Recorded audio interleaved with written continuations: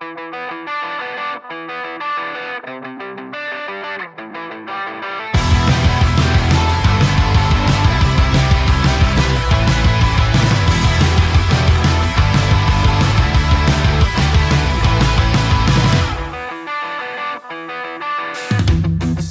wrong, I feel it circling like vultures around my brain. Couldn't see the danger in your eyes. Draw me in, got me spinning now like water to a drain. You were perfect till I realized you hadn't shown your face. You sing a pretty song to drag my heart along, a siren serenade. You're ringing out your praise. Your love's a wrecking, you know it's wrong. I was deaf to the ringing bells, wanting me to break, deafened by the sirens, soothing lies. I can't leave, I am in too deep, been sinking for a while, prisoner to the same thing I despise, devoted to a fake. You sing a pretty song to drag my heart along, a siren serenade. You're ringing out your praise. Your love's a wrecking, you know it's wrong.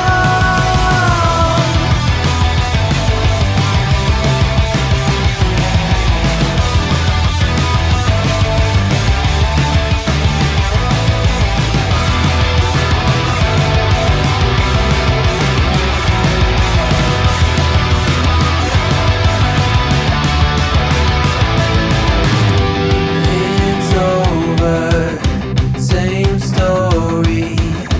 You lose to love and glory. It's over, same story. You lose to love and glory.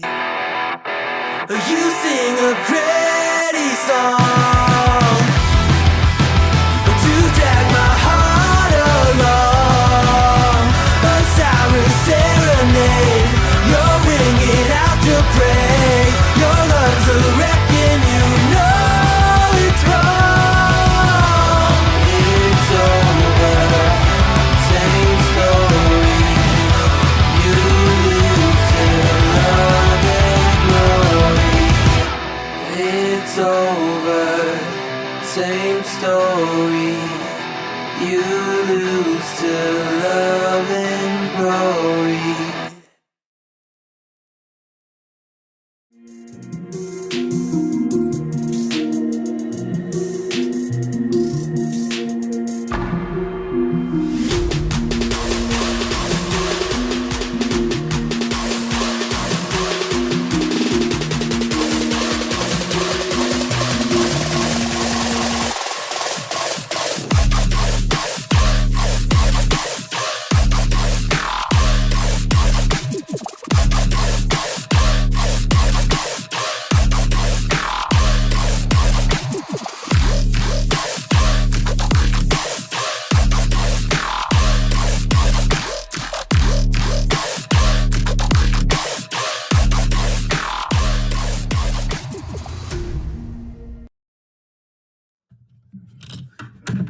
Good evening, everybody. Welcome to the Midweek Mix-Up podcast. We are back once again with our awesome panel.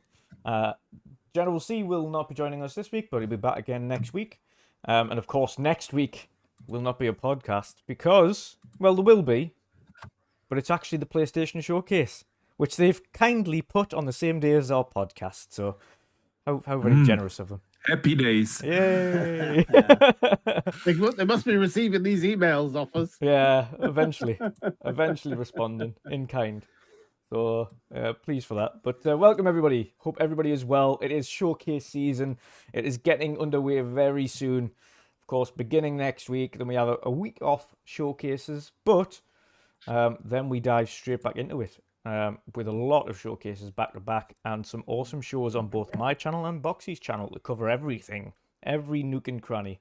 So you'll have plenty of stuff to talk about. But let's get into this week's news, of course. But before we do that, we will get into our introductions. First and foremost, Mick, how are you doing, sir? What you've been up to? What you've been playing? Same as everyone else, pretty much. Zelda. Is there just one answer this week? No, I've been obviously playing Zelda. I am a big Zelda fan. It's the only thing from Nintendo that I like. Link to the Past was always one of my favorites. That's a good yeah. one, man. So what are your top 3 Zeldas then? Link to the Past, Ocarina of Time, and Twilight Princess. Correct answer. The correct answer. There we It's go. the only answer, Boxy. Let's face It's the it. only This, answer, this man. would come in a close 4th, though. This has been a really good one. So I still think the controls are a bit janky, but I'm sure we'll get into that later on. Yeah. But yeah, that's about it really. Just a whole lot of Zelda, and a bit of Sea of Thieves because of the Yes. I got the Sea of Thieves t-shirt on for the new event that's going on with this Mystery event. It is hard. Like, if you've ever seen people trying to decipher code and things in real time, there are people on groups in chat trying to figure these codes out. It's been solved this week. Yeah. So there'll be another one. It might be soon, actually. I need to check that. But yeah, it's really, really, really hard. Some of the people that are solving this are way cleverer than I am. I just couldn't get round the first clue. It didn't make any sense to me. It does as you go back and listen to how they deciphered it, but even then it's a stretch. So I won't be winning the gold skull, I don't think. Yeah. Yeah. Yeah. You never know. You never No, know. I won't. Indeed, you never know. You never know, indeed. Boxy, what about yourself, sir? What you been up to? What you been playing? Yeah, man. I've been good. I haven't played that much, man. Because, well, real life, you know. Last week, weekend, we had a big school party at my son's school on Saturday, and my wife and I, we had to help there, sell cake and stuff, you know. Then on Sunday, my other son had its birthday. So been really busy with that, and then work, of course. So I haven't had too much game time, but I had the chance to actually, well, play a little bit of the Diablo 4 beta. Yeah. That was awesome. It was actually unintentional. I did not see me playing Diablo beta again this weekend because Zelda. Yeah, but damn Amazon. Okay, may I swear today on the show? So fuck Amazon. Yeah, yeah. Those assholes. You can always they swear didn't here, deliver my Zelda copy. So on launch day, so I had to play something else, and I played Diablo 4, and Jesus, it's just so good. It is an incredible game, and I cannot wait for June. It's so good. They made some changes, noticeable changes, especially with Necromancer and the Sorcerer. They made the Sorcerer a little less powerful. He still feels powerful, but it's noticeable. They definitely changed the pace with which you level up. They changed the loot drop rates. Makes it even more less rare loot during this beta. So, but it is amazing. It looks fantastic. I had 0 hiccups this time. Like, I played maybe 4 hours of the beta this week, or 3.5 hours or something like that. And was just good. Butter smooth. And then Yeah, I picked up, or actually my wife picked up for me Zelda then over the weekend when she was at the mall, and then I started Zelda, and I'm still pretty early, I would assume. So I finished the tutorial area, arrived in Hyrule, and did some stuff there, but feels like I'm still pretty early. And I gotta say, this is a fantastic game. I do like it a lot more than Breath of the Wild already. So, and Breath of the Wild was great, but this one is really good. It's really good. And it is, I think it's a fantastic example why gameplay is so key to a good game, because the game is not looking good, man. It's just not. The cell shaded, even the cell shaded looks outdated, absolutely outdated. It runs poorly with the 30 FPS, but it doesn't matter. It's just fun, man. It's just a well-crafted game.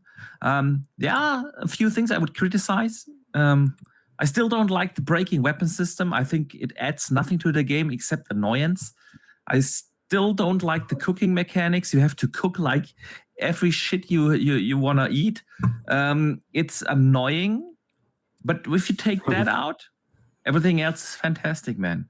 I feel like what are they called in English? The little mini dungeons where you have to do the riddles to get the lighting orbs to increase your health and stamina and things. You know, those mini dungeons. They are done.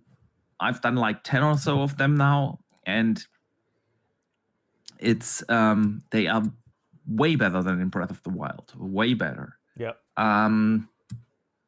Absolutely, and the story is a lot better. You can actually follow the story this time.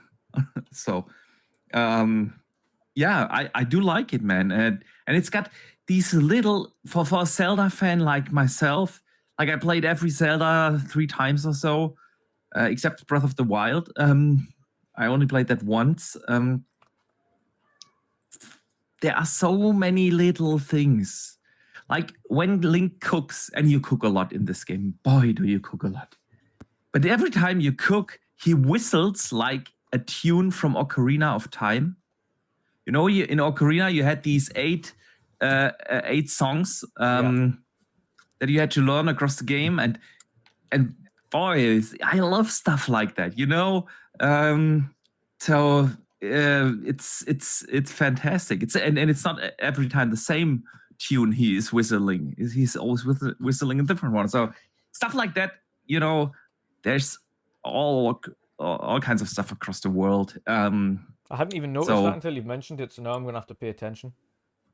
You have to pay attention, man. It's like awesome. And there are so many little things there. Yeah. I like the gliding mechanic, which is really cool.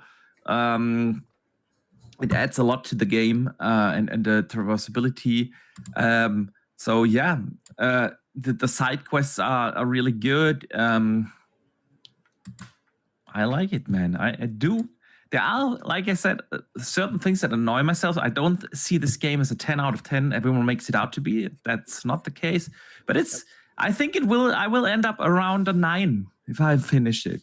Yeah, plus minus something in that ballpark. We'll probably the talk climbing about it. is still too slow. There is no reason why Link climbs like a snail, you know? Like, oh, come on, climb that cliff, dude. Stuff like we that. were literally Just talking annoying. about this last night, yeah.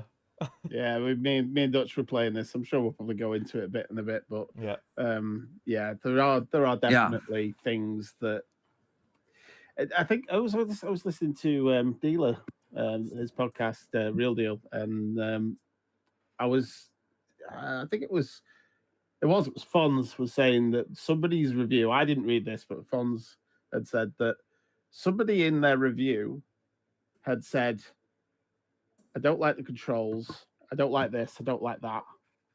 Perfect game, 10 out of 10. Hmm. How can you actually pick points? Yeah. I don't Call know. it perfect. And then still give it a 10? That's not how rating systems work. But yeah. I mean, you see that not a 10 out of I 10. feel anyway that the term masterpiece is thrown around way too easily these days. Whenever a game is great, it's already a masterpiece. You know, I've said this so many times. I play video games since the NES days, more than 30 years. For more than 30 years, 35 years, I've been playing video games. And I think after the Super Nintendo, I have had every gaming system released since that point. I had all the Segas, I had all PlayStations, I had all Nintendos, all Xbox. I love video games. I've been playing them. And across the hundreds, if not thousands of games I've played in my life, there are only like 6 games I would consider 10 out of 10. You know, if you throw that 10 out of 10 around like they do it these days, it doesn't mean anything. Like a 10 out of 10 is like a game that is, you know, a milestone in video game history. That's a 10 out of 10. There's video games, and then there's video games after a 10 out of 10, you know. And I don't think that Breath of the Wild is that. I don't think Elden Ring was that, you know. I feel Red Dead Redemption 1 was that. Yeah, you know. I'd agree with that. I thought 1 was better than 2. 2 was great. Absolutely. There was a lot of problems with it. But it was not like this milestone in video game history than the first one was. Ocarina of Time was a 10 out of 10. This was like the first, you know, incredibly epic, gigantic for that time open world kind of game, Metroidvania kind of open worldish game. That was a 10 out of 10. Yeah. But yeah, that's just I know people like to give 10 out of 10s these days for everything and call everything a masterpiece. So, but it's still a great game, man. I can't put it. I have it right next to me, and I was like thinking, okay, how can I play Ocarina without Dutch noticing that I do that?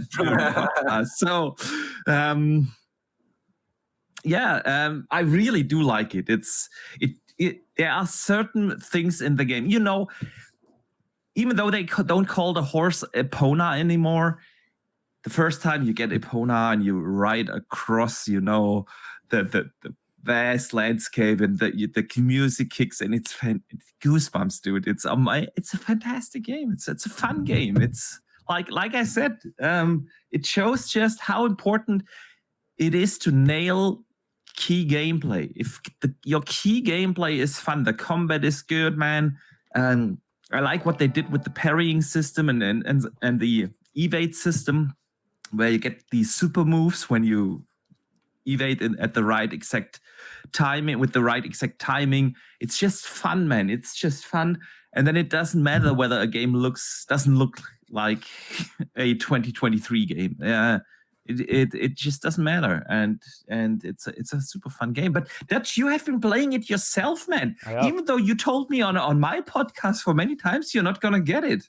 Yeah. So what changed your mind, man? They'd mentioned on numerous occasions that there were improvements to the lastability, the longevity of the weapons, and it's still obviously they still break, but they are. The improvements have kind of made it a lot easier. The fact that you can combine weapons to make them stronger and tougher and do more damage and last longer. You can add things to them. That's a cool thing, but they still break, and they break as easily as they do in Breath of the Wild, and it's still annoying. It doesn't. I don't get why they added that. Yeah. If they would just leave that out, it would be just more fun, man. I thought you were going to say it'd be a 10 out of 10 then. No, it would be more fun, man. Last but not least, though, before we get started, Patchu! How are you doing, sir? What you been up to? What you been playing?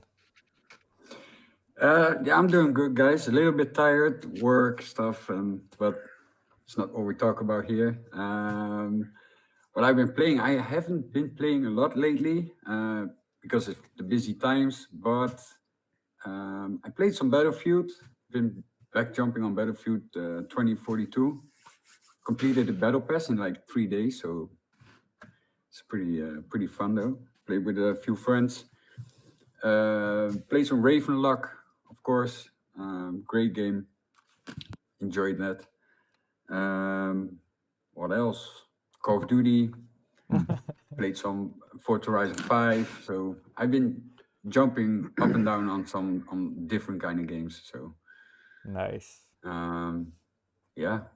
And of course, last Thursday I had this first official Xbox event in the Netherlands. But Yes. we're gonna We'll talk about talk that about now. that. We'll talk about that I'm a now little quickly. jealous, man. I've seen the pictures, and I have to admit, I'm a little jealous. It looked a lot of fun, man. Yeah, it definitely was. It really was. It really was, man. Yeah, so for context, I'm- for context, people, before we kind of go into it with Pat, there was never before until last year, there was never an Xbox Netherlands, and in fact, Erwin and crew had an Xbox Netherlands account, and then Xbox reached out to ask if they could have that account, of course, and Erwin obviously gave it to them. So there is now an official Xbox Netherlands Twitter.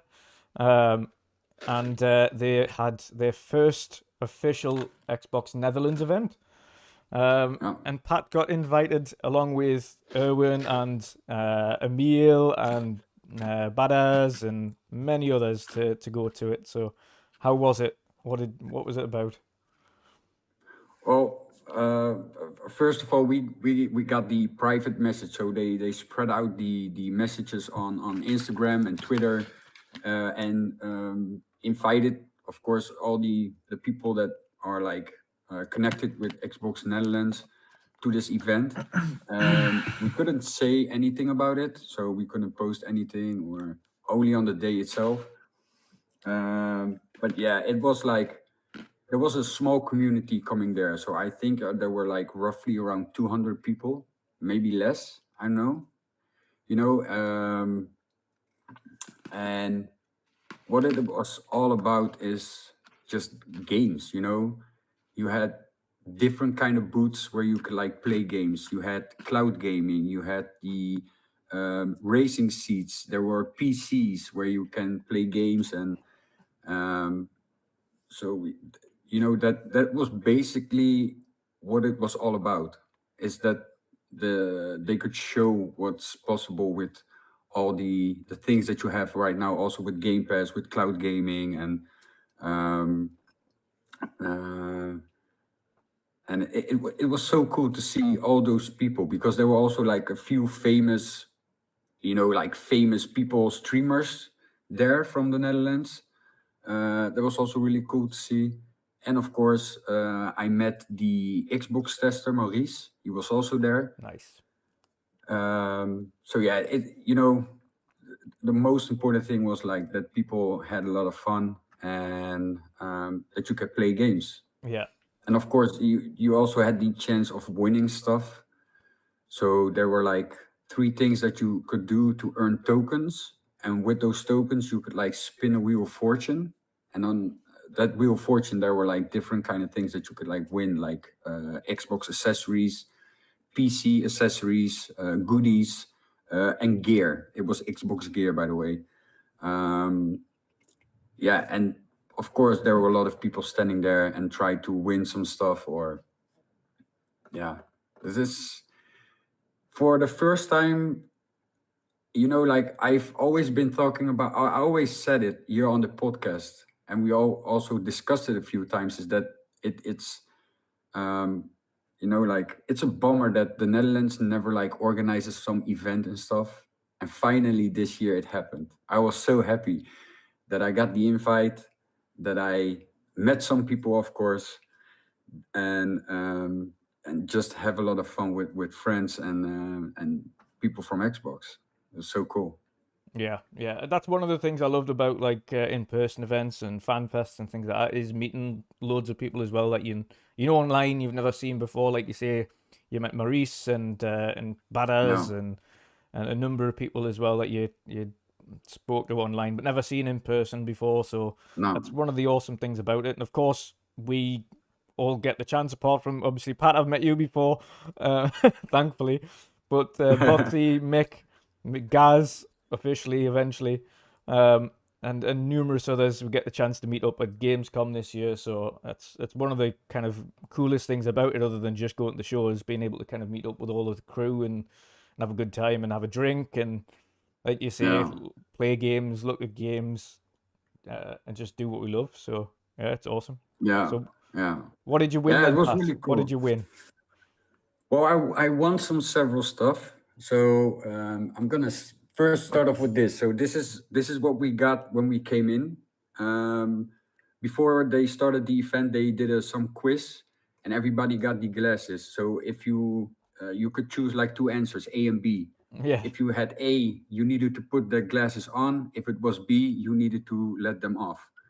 And eventually, you will get to the final. By the way, Plug Emil, he was in the final. And the funny thing is that he was standing next to the guy that owns Xbox. Now he's not the owner, but he's from Xbox BNL, so not the unofficial Xbox account. yeah, Um, so Emil was standing against him, but unfortunately, Emil lost that. yeah. But you were able to win a custom Redfall controller, Nice. and he also got like a glass Xbox Hall of Fame trophy, Oh, the nice. glass one that you can win. And like I said, during the tokens, so you could like play cloud gaming on Dirt 5. Who sets the best time will get a token. I played a few rounds, earned some tokens. There was a rodeo that you needed to ride.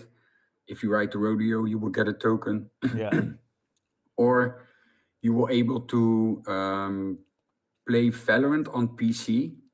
And the funny thing was is that Forza Irwin, Plug, and me were playing Valorant on the PC, and we sucked, man. That was ridiculous. Seriously, we are not PC gamers, so we have no clue what to do. But that's we had a lot of fun. So because we were like level 1 players, and we were actually playing online against other people, and they were like level 200 something. Insane, crazy. What game was that? Valorant. Valorant. Yeah, Valorant. Valorant. Yeah. But okay, so with the tokens that you earn, you can like spin a wheel of fortune. And the first prize that I won was this Forza Horizon 5 bottle.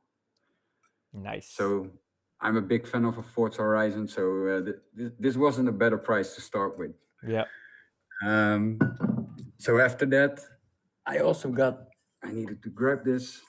I got a Starfield cup. So here it's had the logo of Starfield, and it's like I think a coffee Yeah, coffee coffee cup cup. or something. Yeah. But yeah, I liked it, so why not?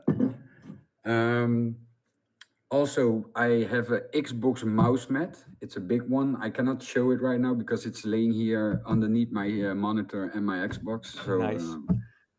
But if you check my socials, then you will see it because I posted there. And there's a story behind this.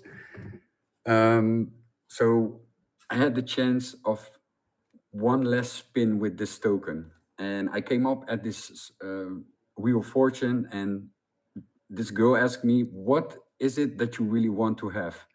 And I was looking, and I said, "I want to win that controller."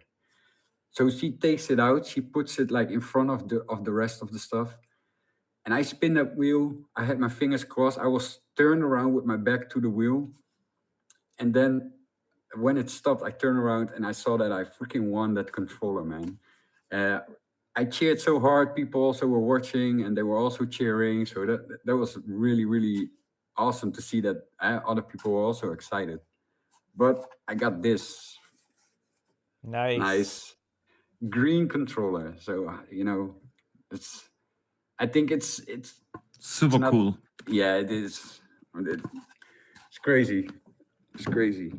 But that's one of the biggest prizes that I won for myself. So Nice. So, how did you enjoy the show overall? Was good? Do you think is there anything that they could do to make it better next time, or?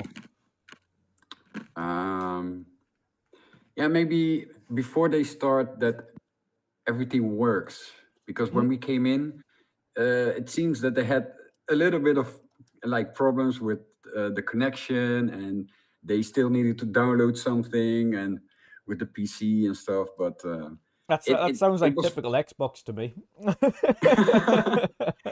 yeah, I think Erwin also said that like it's not the first time that this happened. So Yeah. yeah, but, Sounds authentic, definitely, man. But Yeah, enjoyed it overall. Yeah, definitely. It's a thing that I will never forget. Really, never forget. Especially when you get an official invite, you know, from Xbox. So Yeah. That's cool, man. Awesome stuff. Awesome stuff. Before we get into the topics, quick shout out to Stuffed Sean, who's been a member for 13 months here. He said, I haven't bought Tears of the Kingdom yet. I'm off to Portugal in the morning on stag do, not mine, and I'm skint. Shout out to the midweek mix-up community. Hashtag unblock ABK.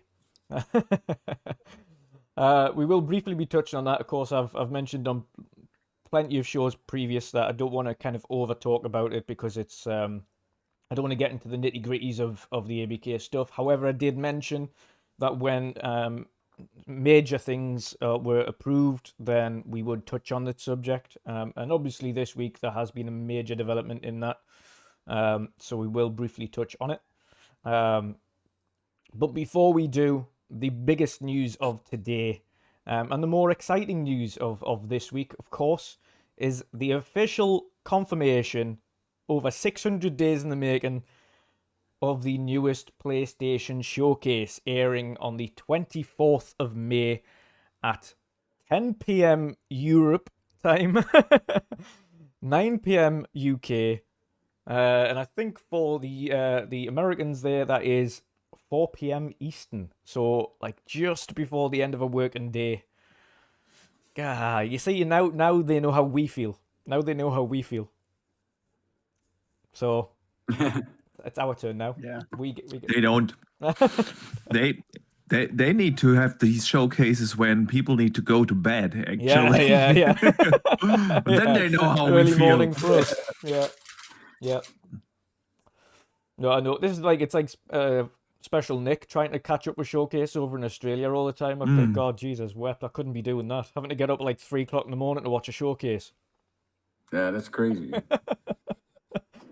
Yeah, People God. that live there, it's not good for them. No, not for Showcase season. It's not. No, not at all. No. You have to completely change your living habits for a week. Daytime becomes nighttime. Oh, dear me. But hugely good news, of course. We've been waiting for this for a long time. I mentioned the other day that I'm more excited to see what Sony have got cooking than the Xbox Showcase, and for different reasons. For me, of course, with the Xbox Showcase, outside of a few surprises, which we're going to get, we kind of know what to expect. They've mentioned we're going to see a lot of the games that were kind of showcased in previously, so the likes of Avowed, potentially Fable, Hellblade, things like that. So we're going to see games like that we already know of, with a sprinkling of surprises here and there. So we kind of know what to expect. On the Sony Showcase front, we don't know, outside of Spider-Man 2, Wolverine, and Factions, we don't know anything about Sony or what they've got working on or anything like that, outside of project names and ideas and things like that certain developers have kind of spoke about previously, but nothing concrete. So for me, this is kind of a super interesting showcase. It's a glimpse into what to expect of Sony going forward, what we can expect from them going over the next year and the year after. If they stick to what they said to kind of financial reports and investors and things like that, in that there is no additional AAA game releasing outside of Spider-Man from a first party perspective this year, then that means the games that we see in this showcase, outside of PSVR 2, which could yet have something else this year, will be PS5 games coming out next year, beyond. So super interesting. But Boxy, I want to get to you first. Eventually, a showcase at a relatively reasonable time. I say relatively because it's still at a work night and it's still 10 p.m. your time. However, But at least it's watchable, man. yeah, it's and it's watchable. 1 hour long, so it's not like 2 hours Yeah. plus extras, so on and so forth. So Yeah. it's a reasonable time, a reasonable length. So what do you make of this then? What are you hoping to see from Sony's first showcase in so long? Oh, there are actually quite a few things. So first,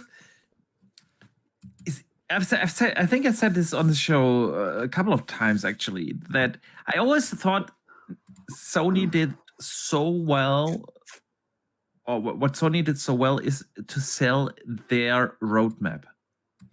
When you remember the PlayStation 4, the PS4 in the first 2-3 years did really not have that many bangers. Yeah, we called it the indie station. But what Sony did is they laid out their plan for the generation. Yeah, they announced Death Stranding before they even had an engine for that game. Didn't come out for 5 years. Yeah, God of War, Days Gone, Ghost of Tsushima, Spider-Man. All these games were announced years in advance. Why do I think it's a good thing to do that?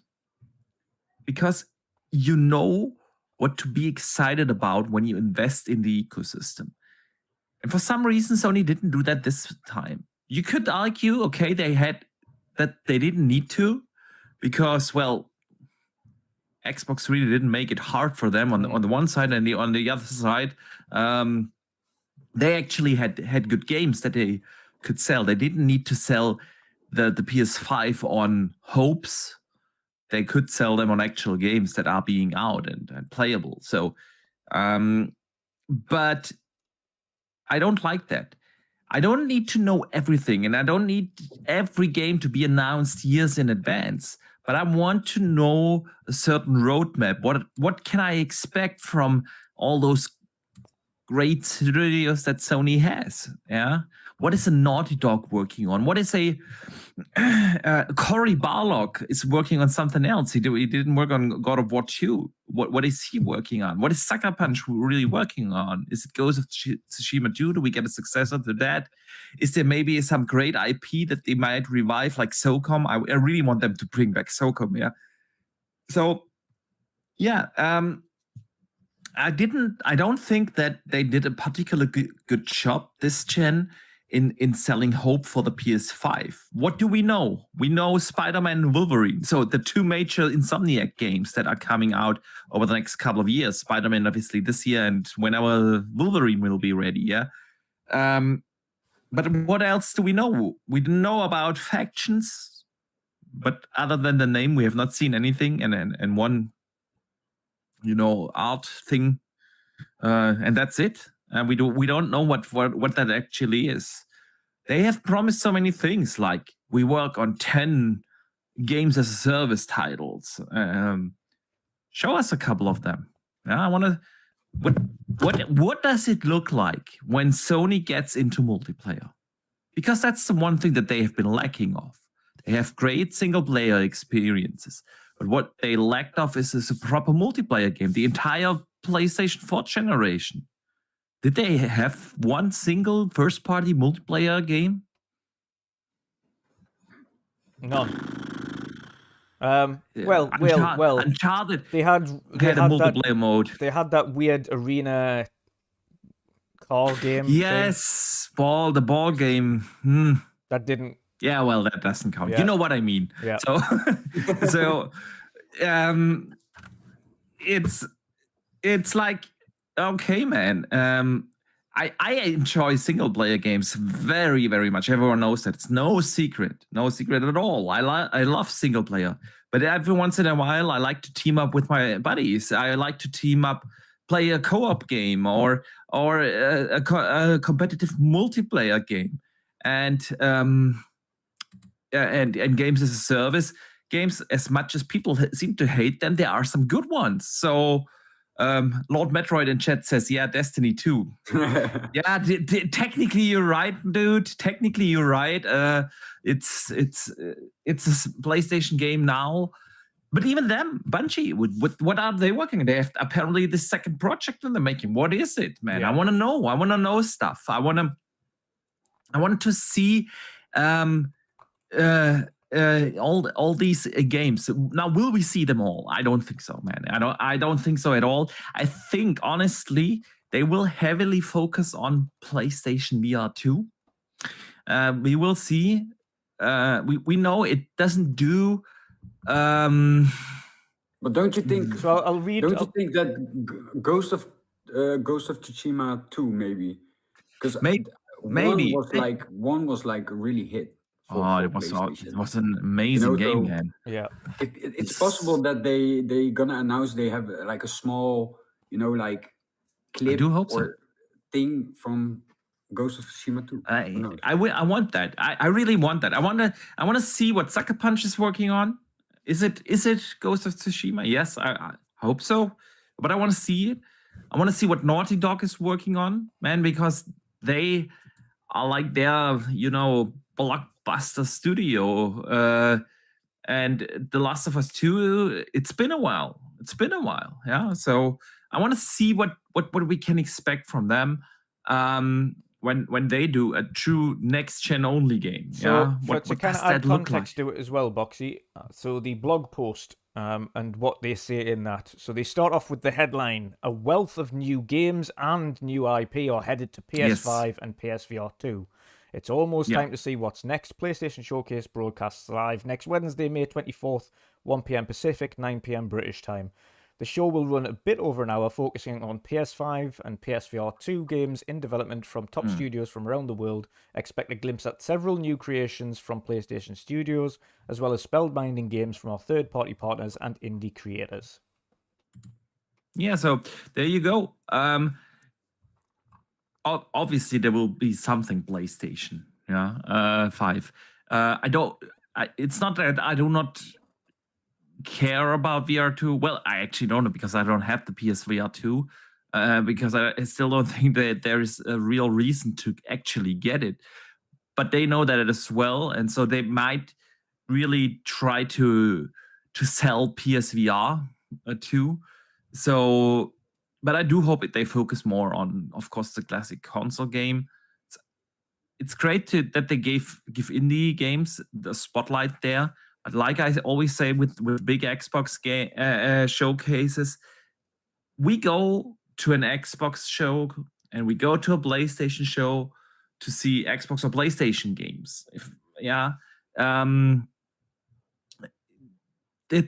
have indie showcases, we have a lot of things, and I sometimes feel sad for the little indie games, because if you announce an indie game in between a Spider-Man 2 and the next Naughty Dog game, people will ignore that. And I don't think the indie devs deserve that. So that's why I tend to say, keep the indie thing small in the showcases where you announce the big blockbusters,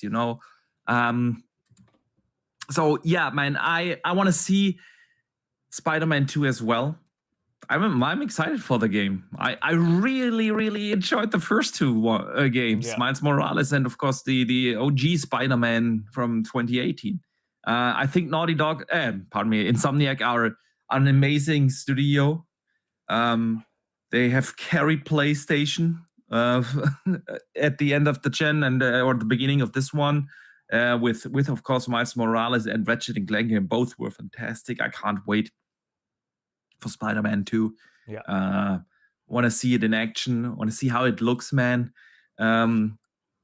So definitely excited for that. And I do wish they will bring back SOCOM, man. That's something. And then they have actually bought a lot of studios. They have, because of, for organic growth reasons, they had to buy some studios, because that's the thing. And they bought so many studios. And there was this one studio from Jade Raymond. You know, I forgot the name of the studio. I want to see what they are working on. So yeah, there's a lot PlayStation could show. I wonder how aggressive they are gonna be. You know, they could. You know that they have potential bangers in the making. Yeah. Ben Studios. I want to say Haven. Yes, thank you, Mr. Chernadok. It was Haven, the studio. So Ben Studios is also something. I was a big fan. I was a big fan of Days Gone. I really enjoyed that game. So underrated in my opinion. So I want to see what their next new IP is. Yeah, what are they working on? And they have all these potential bangers. And the question really is, how aggressive will they actually be? Will they, like, you know, go out full blown? And this is the thing, the showcase where, you know, you get to see the next Sucker Punch and Naughty Dog, the Ben Studio, the big ones, yeah? Or will they keep it safe and keep some bullets in a chamber, you know, for whatever Xbox might be showing, and then come out and announce a couple of other things to take wind out of their sail? I don't know, man. I don't know how Sony is gonna play this. And what are they keeping for Jeff's showcase as well? And for Jeff's, well, you know, it's historically seen. Do you think that could maybe be like the PC port stuff that he gives to Jeff, and maybe straight maybe in. that. Yeah, maybe you know, like the Metal Gear 3 Solid I don't remake. know. I think that could be pretty big if they put that in the main showcase, especially with the rumors that Metal Gear 3 is definitely exclusive. So exclusive, yeah. So it is a big one for them. I don't know why, because I'm not a fan, but it is a big one. Silent Hill is also rumored, to be there, of course. So yeah, we probably will see those games as well. And now I lost my train of thought, man. What was I about to say?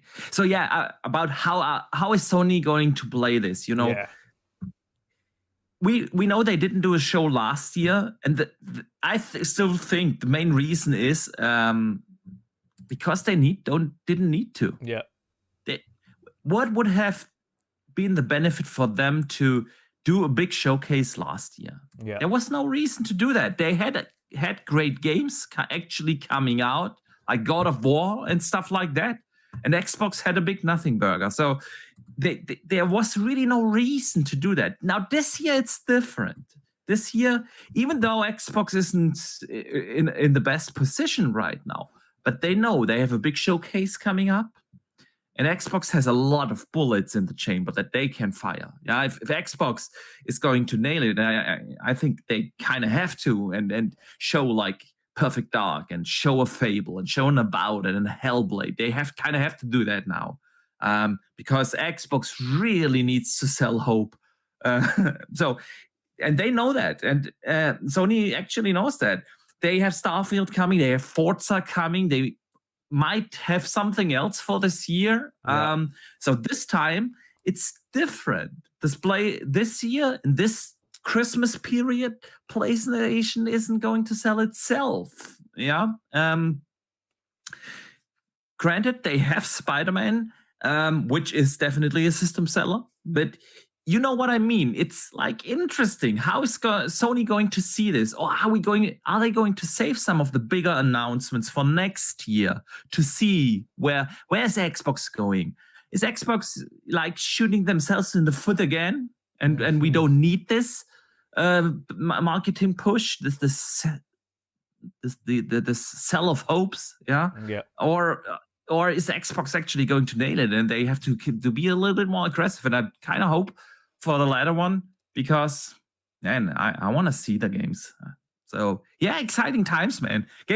game show season. It's always fantastic, and I actually like the timing of that because the week after we're going on family vacation. You know that, Yep. and I won't be back until 2 days before the Xbox showcase. So it's great. I get to see the PlayStation showcase and go on family vacation and come back, and then we're gonna do all the Xbox shows. So yeah.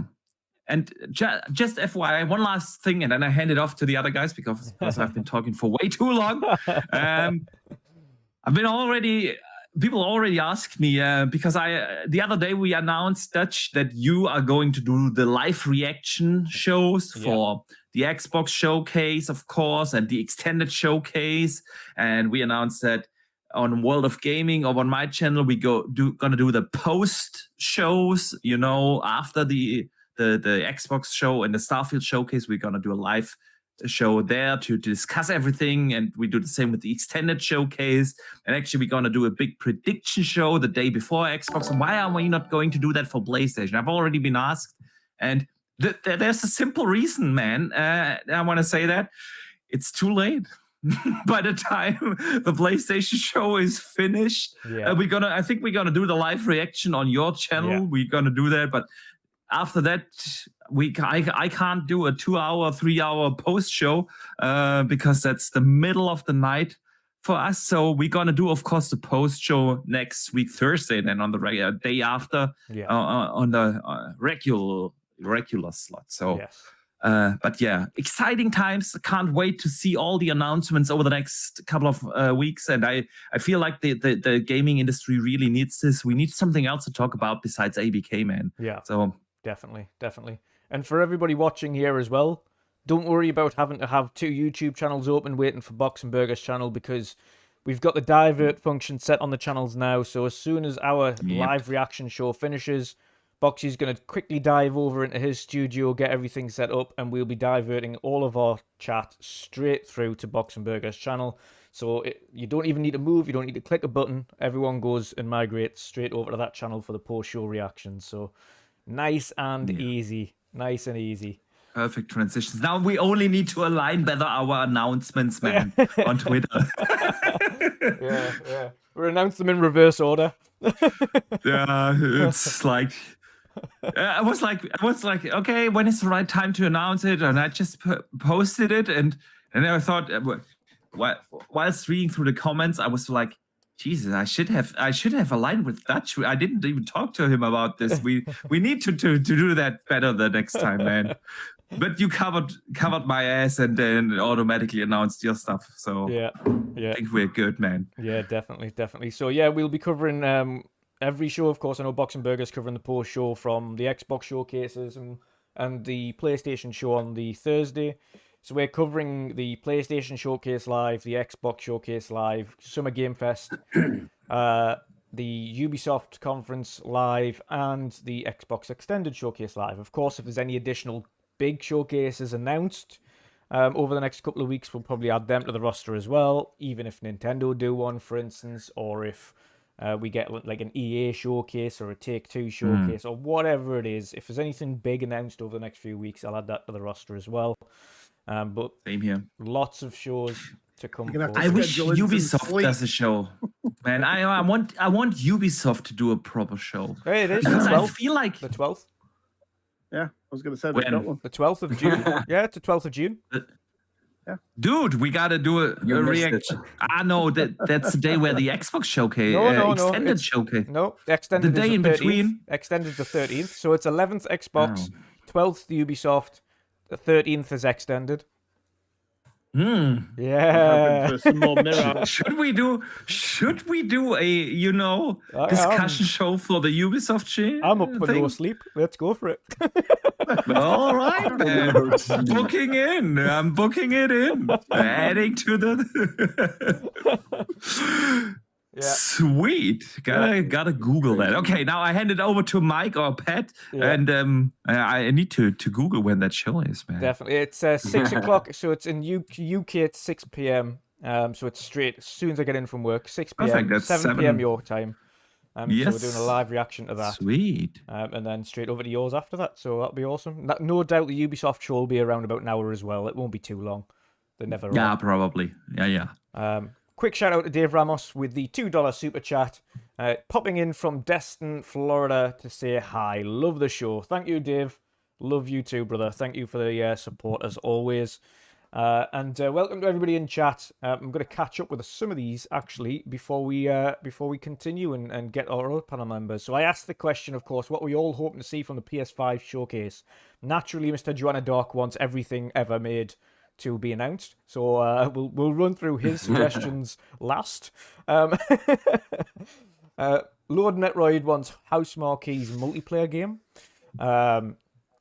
He also wants Resistance Battle Royale.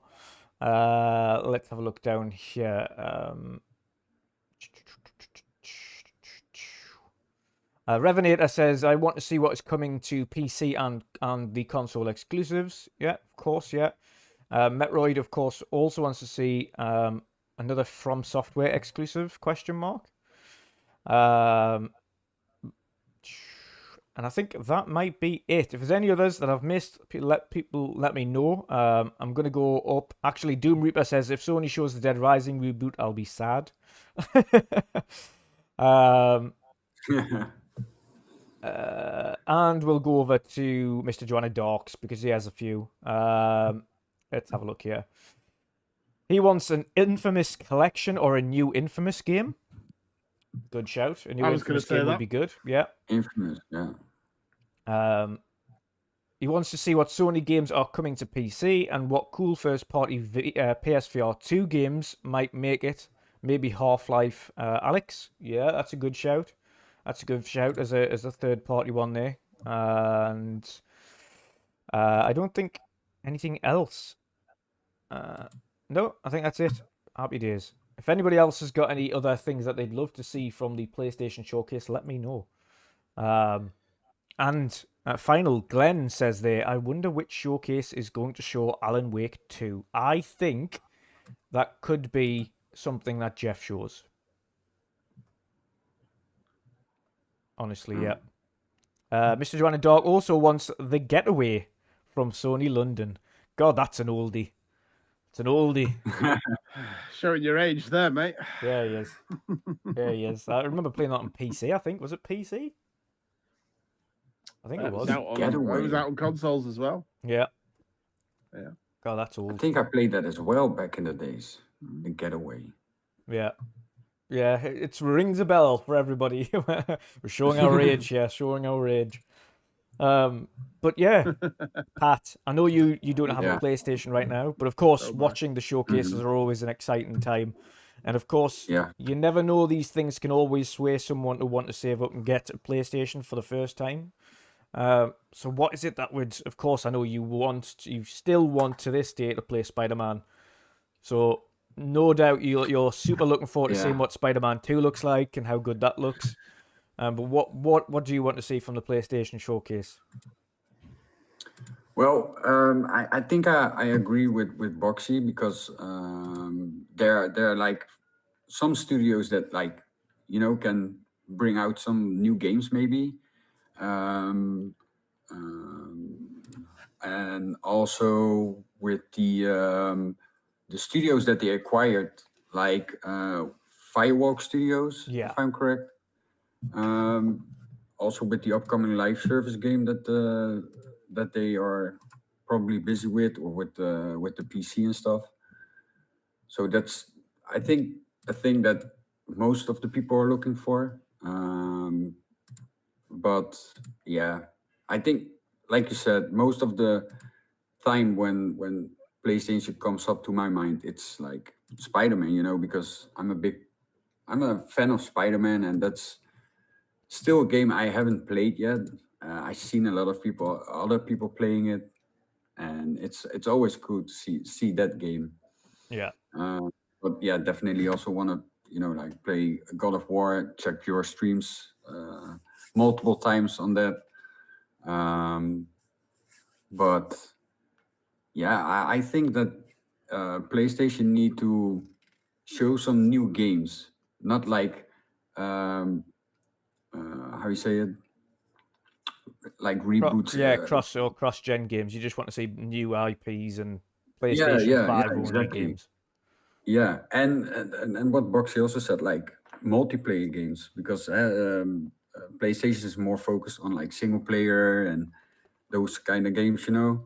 But it I think it's time for them to step up a little bit and come with a new game for their platform. For PlayStation, that's only PlayStation multiplayer games, something like that, you know. Yeah, But yeah, most of the time, if I'm think of PlayStation, it's Spider-Man, God of War, yeah. those kind of games. I think one thing you're right there as well, and a lot of people have asked for it, and there's rightfully so as well. But a lot of people want to see a new SOCOM, or Resistance. They want to see those franchises return. They need a good shooter, and they had so much Yeah. potential. Like SOCOM and Resistance had so much potential.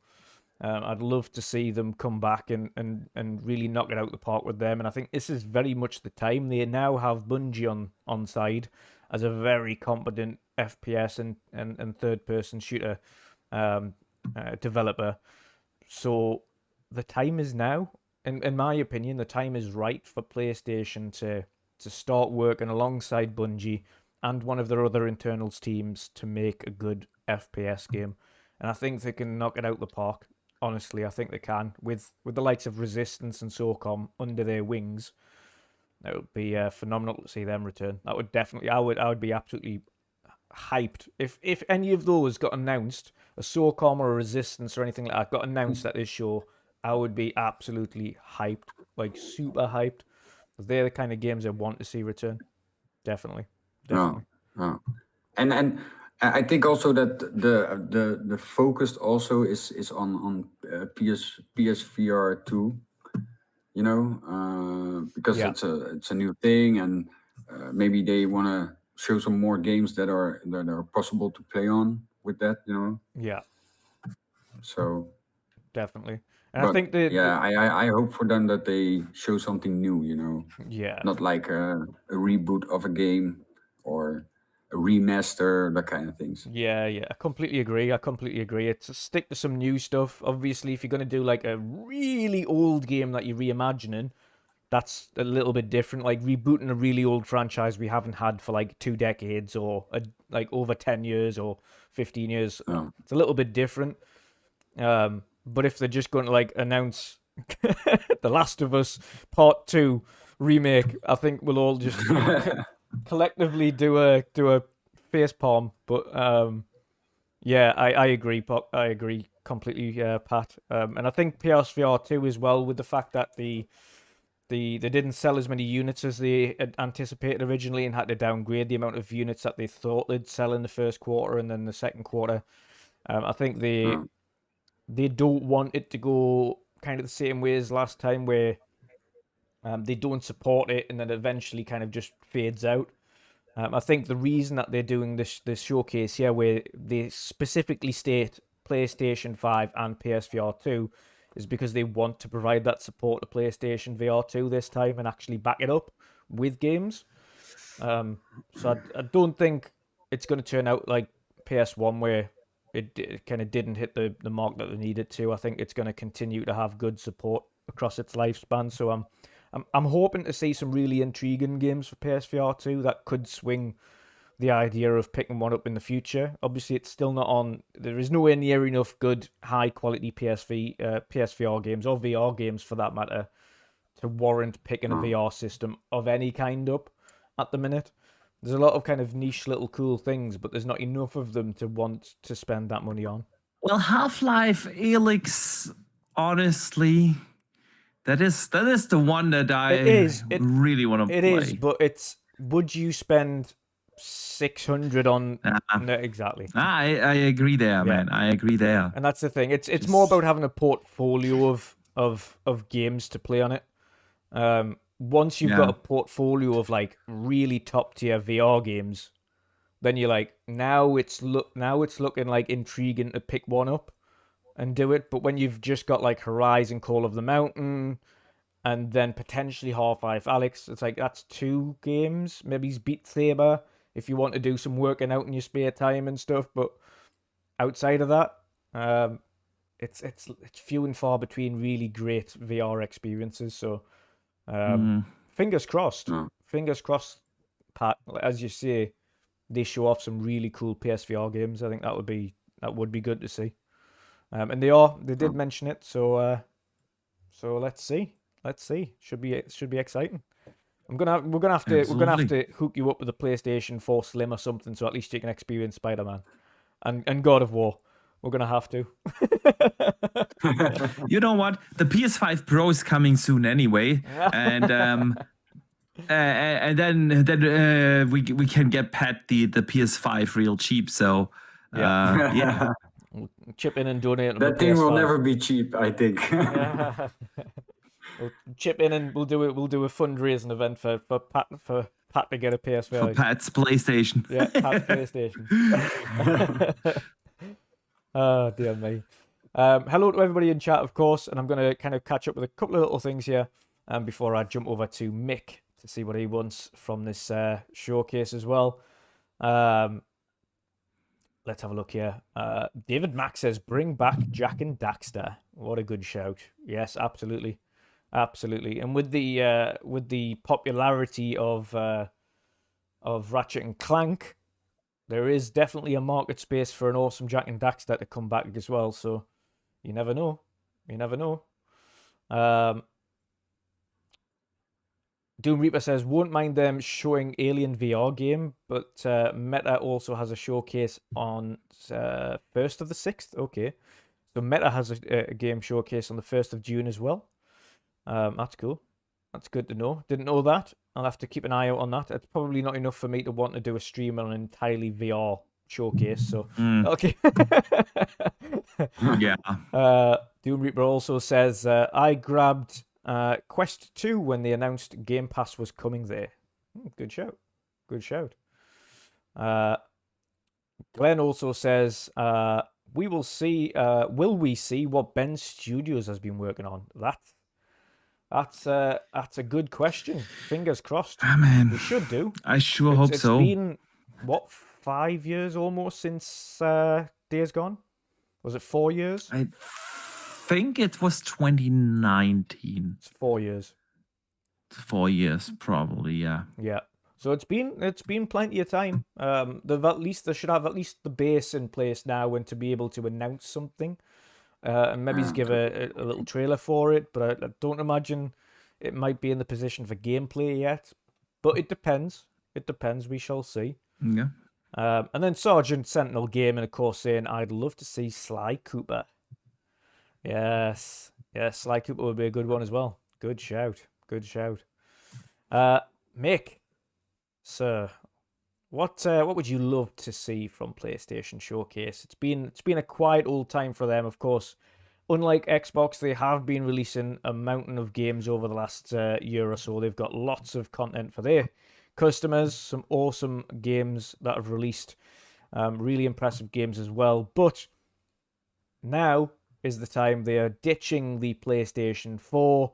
This is the PS5 and PSVR 2 only showcase, which means it's next-gen only games getting shown at this showcase. Good news for all. Same will be applied for the Xbox showcase. It'll be current-gen only and PC, of course. So we're in that time now, guys. It's current-gen only. We're getting the games now that are only running on these systems. So what would you love to see from PlayStation, first of all? You're muted. Sorry.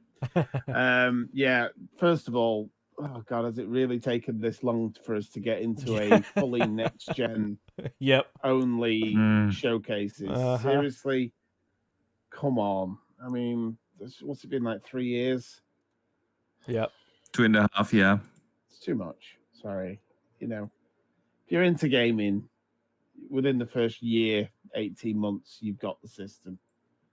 You know, if you're not bothered about these showcases and the games that are coming. So, I don't know. I suppose there's a lot of kids and stuff that don't get the latest ones that, you know, parents have to buy the games for. I get it. But for those of us that have gone out and bought these systems, feels like an eternity.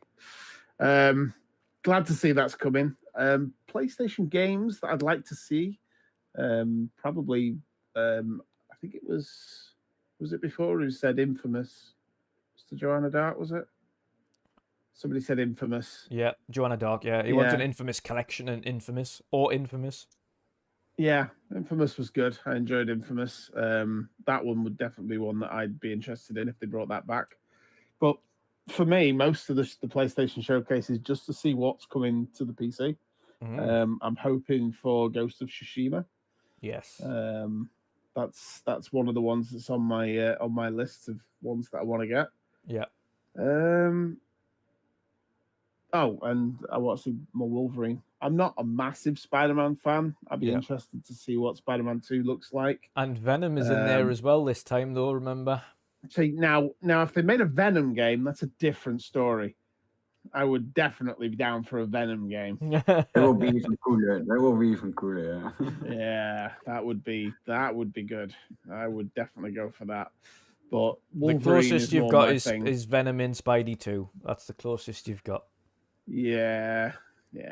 It'll just be, part of the storyline, and then you'll probably then kill him off, and that'll be the end of it, and you'll end up with the black Spider-Man suit. So, yeah, no, I'd much rather have a Venom game, but that is quite interesting at least. But for me, Wolverine,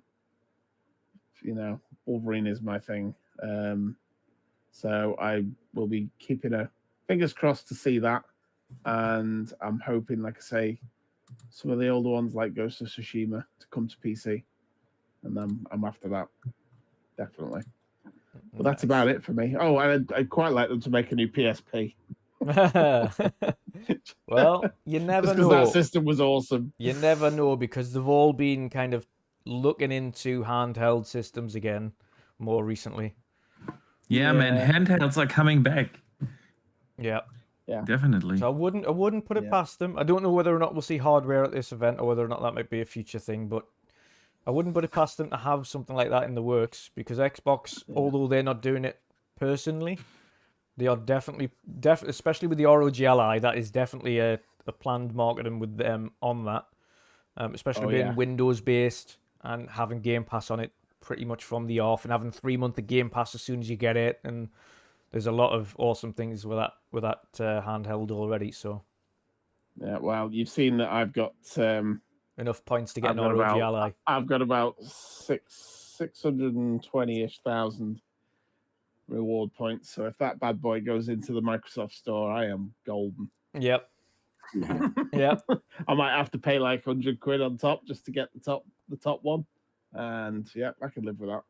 Yeah, absolutely. Absolutely. Yeah, I would imagine it would do at some point, because a lot of their partnered products go on to the Microsoft Store. So, like, especially when you see things like Razer's stuff and Razer's kind of handheld attachments and things like that. Asus, a lot of Asus. There's a lot of Asus laptops and stuff on the Microsoft Store. So. I mean, they are buddy right now, right? With the Asus ROG Ally, they really support that, and they've been at the press conference and everything. So they are in bed together, man. Mm-hmm. Yeah, 100%. For me, of course, for the showcase, I'm really looking forward to seeing Spider-Man 2. I'm not the biggest Marvel fan, and before playing Spider-Man, which was only recently, by the way, I wasn't the biggest Spidey fan, and still not the biggest Spidey fan there is. I like it. Like, Spidey is an IP, I like it, but I'm not like the biggest fan. And Into the Spider-Verse is by far the best Spider-Man film there has been, and probably will be. I'm looking forward to the next Spider-Verse film as well. That's going to be awesome. But after playing the first Spider-Man and enjoying it, outside of a bit of the too much fetch questy stuff in certain aspects of it, I'm looking forward to Spidey 2. I'm looking forward to having Venom in there. I kind of hope there's a little bit of variance with the map this time around, so we're not playing the same place again, and we're not just going to the same buildings and doing the same things. Or I hope there's a little bit more variance there. But yeah, looking forward to that. I also really hope to see Wolverine because that is a mature Insomniac game, which means there's going to be kind of gore. There's going to be swearing. It's going to be There's gonna be gore and stuff in a Wolverine game. yeah. Otherwise, yeah. If Yeah. not, then they failed. Yeah. Yeah, leave it where it is. I don't want it. So, If anybody remembers the 360 game, the Oh, Wolverine God. game, man, that was brutal. Yeah. Oof. Yeah. Yeah. Wow. Yeah. I think they already confirmed that it's definitely gonna be rated M. Yeah. So unlike Spider-Man, I think they are going for a more mature setting, of course. Yeah, like we say, it has to be. And even the trailer, he's sitting in a bar having a drink. He's singing like that kind of stuff. Yeah. You can't do around like in a kids game anyway. You can't kind of advertise alcohol or drinking or anything like that. So it automatically said this is gonna be a mature game, and I'm glad it was confirmed that it is rated M. So looking forward to seeing what that's about. Personally, I really hope to see, like I mentioned, a SOCOM or a Resistance or something like that coming back.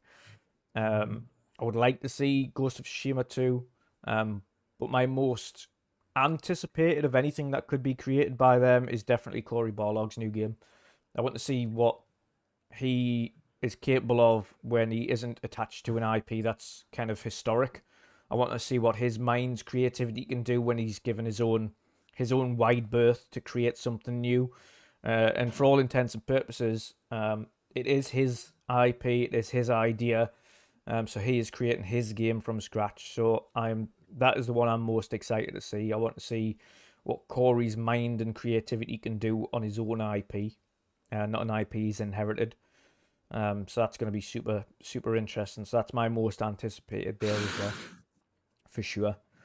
Another one there from Doom Reaper is this the year Bloodborne rumors are true? I'm going to go out on a limb here and say no. I do not think we'll see Bloodborne remake or Bloodborne 2. I could be wrong, and I hope for Bloodborne fans I am wrong, but I don't think we'll see it. What do you guys think? Do you think we'll see Bloodborne or Bloodborne 2? No. I don't think Bloodborne is going to come back as an IP. Yep. At all.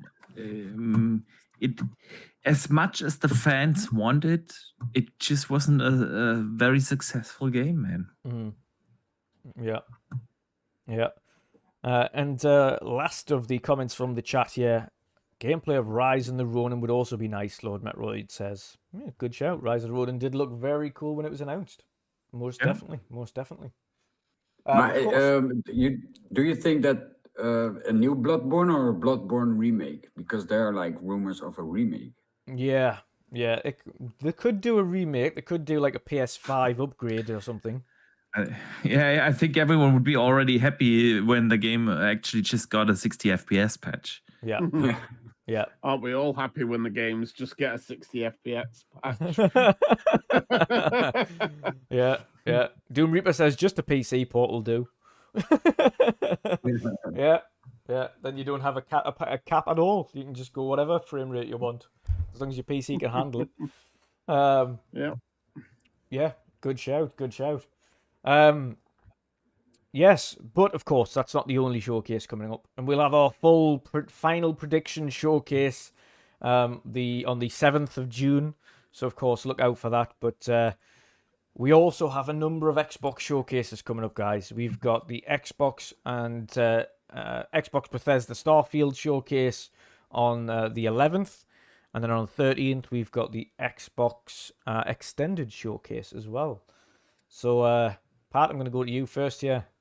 Now, I know you like to reserve yourself and you like to just say, surprise me, but I don't want to hear that today, but Pat, I want to hear you go to speculation town. I want to hear you put out some thoughts. What would you like to see at the showcase? Of all the games even maybe they've announced, what ones are you really wanting to see more of? What are your most anticipated? Damn.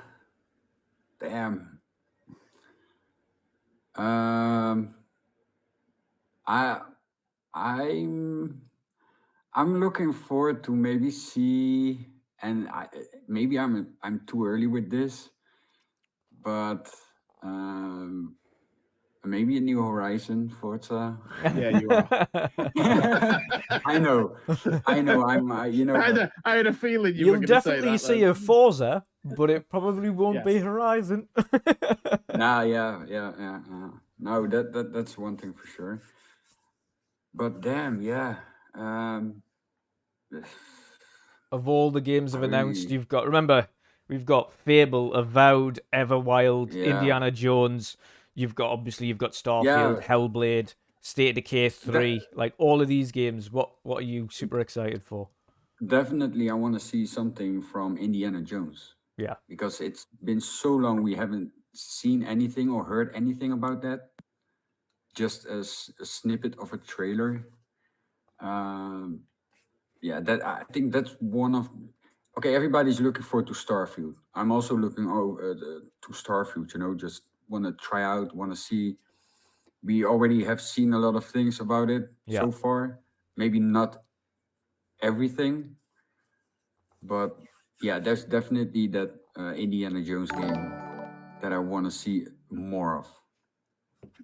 Definitely. Yeah. But like so far, of course, I still need to play Fable, to see how the game is, what's the story a little bit about, and so that's. I cannot say that I'm looking forward to Fable Yeah. if you haven't played yet. Like you don't really know the thing about it. I mean, when you try the originals, they're gonna feel super clunky. It's just a heads up, because they all like Xbox One territory, like OG Xbox One. So Yeah. super clunky, but you'll get an idea with the story and things like that. It's a quirky game, very humorous, a lot of fun. But yeah, you definitely try them out. You'll kind of, even if you try it out for a little while, get an idea as to what to expect a new Fable to be. You're probably best off working backwards as well, because at least then they feel you get used to slightly clunky, and then it gets a little more clunky, and then a bit more clunky after that. You're going backwards. You're not going hardcore Yeah. straight away at the clunkiest version, which is the first one. Yeah. No. And also, I maybe want to see a little bit more about the, and that's probably not like a really Xbox focused thing, but a little bit more about the DLC from Cyberpunk. That's a good shout. Xbox did have the marketing on that, actually. So who knows? Maybe they show a little bit more or tell a little bit more about it. Yeah. Because it's been over a year. Yeah, it was almost. meant to release in the first half of this year as well, so it's obviously missed Let's that not gate. rush. Let's not rush Cyberpunk. Nope, let's not do that again. No, that's true. We're not going there again. But I hope for them that it's a DLC. So what can go wrong? Yeah. Because the game, because the game already runs. The game runs really good, So what can be the problem? Just come on, man. They fixed some The of famous shit, last you words. had to What can jinx go it." wrong?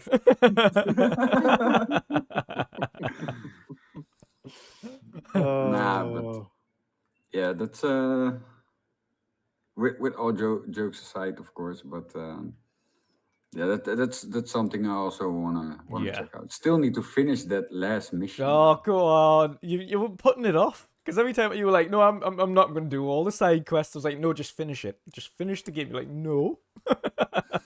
Finish the game, Pat. Do the mission. Yeah. Yeah, definitely. Awesome stuff. Mick, out of the Xbox showcases, what are you hoping to see then? What are your most anticipated games coming that you want to see at the showcase, and potentially even new things, because they did mention surprises. What surprise would you want as well? I obviously want to see Fable. Yep. Like, I need to see Fable now. Yeah. Even if they say, look, we know you're all desperate. We still don't think we're quite there. We want this game to be right. Yeah. But just to tie you over, here's some gameplay. Put the alpha thing at the bottom, early footage. but show the best, obviously, what it can do, the best it can do, and then just say we're aiming for next year. And then at least then we know what it looks like. We've got a bit of a time frame. Don't put a definite 12 months or anything like that on it again. Yeah. None of that. But I need to see it now. I need to see Fable. Do you think that when they don't show Fable, did Don't say Xbox? that. No, Don't say but imagine if they don't show anything of Fable. Did Xbox fail this year again? No, because I mean, it depends on whether you're a Fable fan. Yeah. You know, You're a Fable fan. everyone. I mean, there's a lot of people out there that like yourself, but at least you know Fable and what it's like. Mhm. But there are plenty of people out there, especially the younger generations, that have never even they don't even know what Fable is. Yeah. No. You know, so for them, it makes if it doesn't show up, it's just a game that wasn't shown that somebody might talk about. Doesn't matter, does it? So it's not a fail.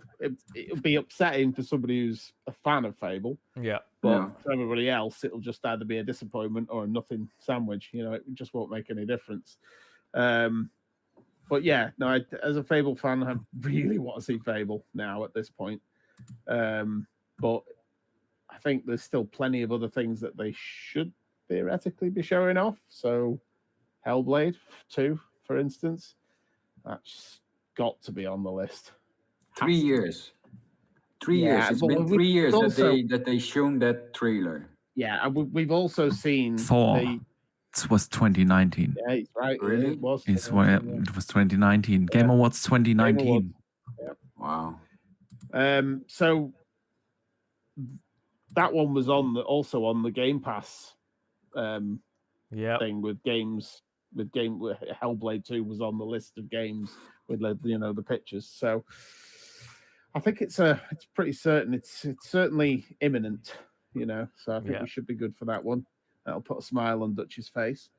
Well, but see, I've got 2 consoles and none of them games are out yet. So I know I've got my Fable controller up there. Still haven't used it. Waiting for Fable. It's a good Fable job controllers Series don't S have sitting to right update, here and a like, every Hellblade Series update. X. Otherwise, that'd need about 10 updates before it'd work. yeah. I'm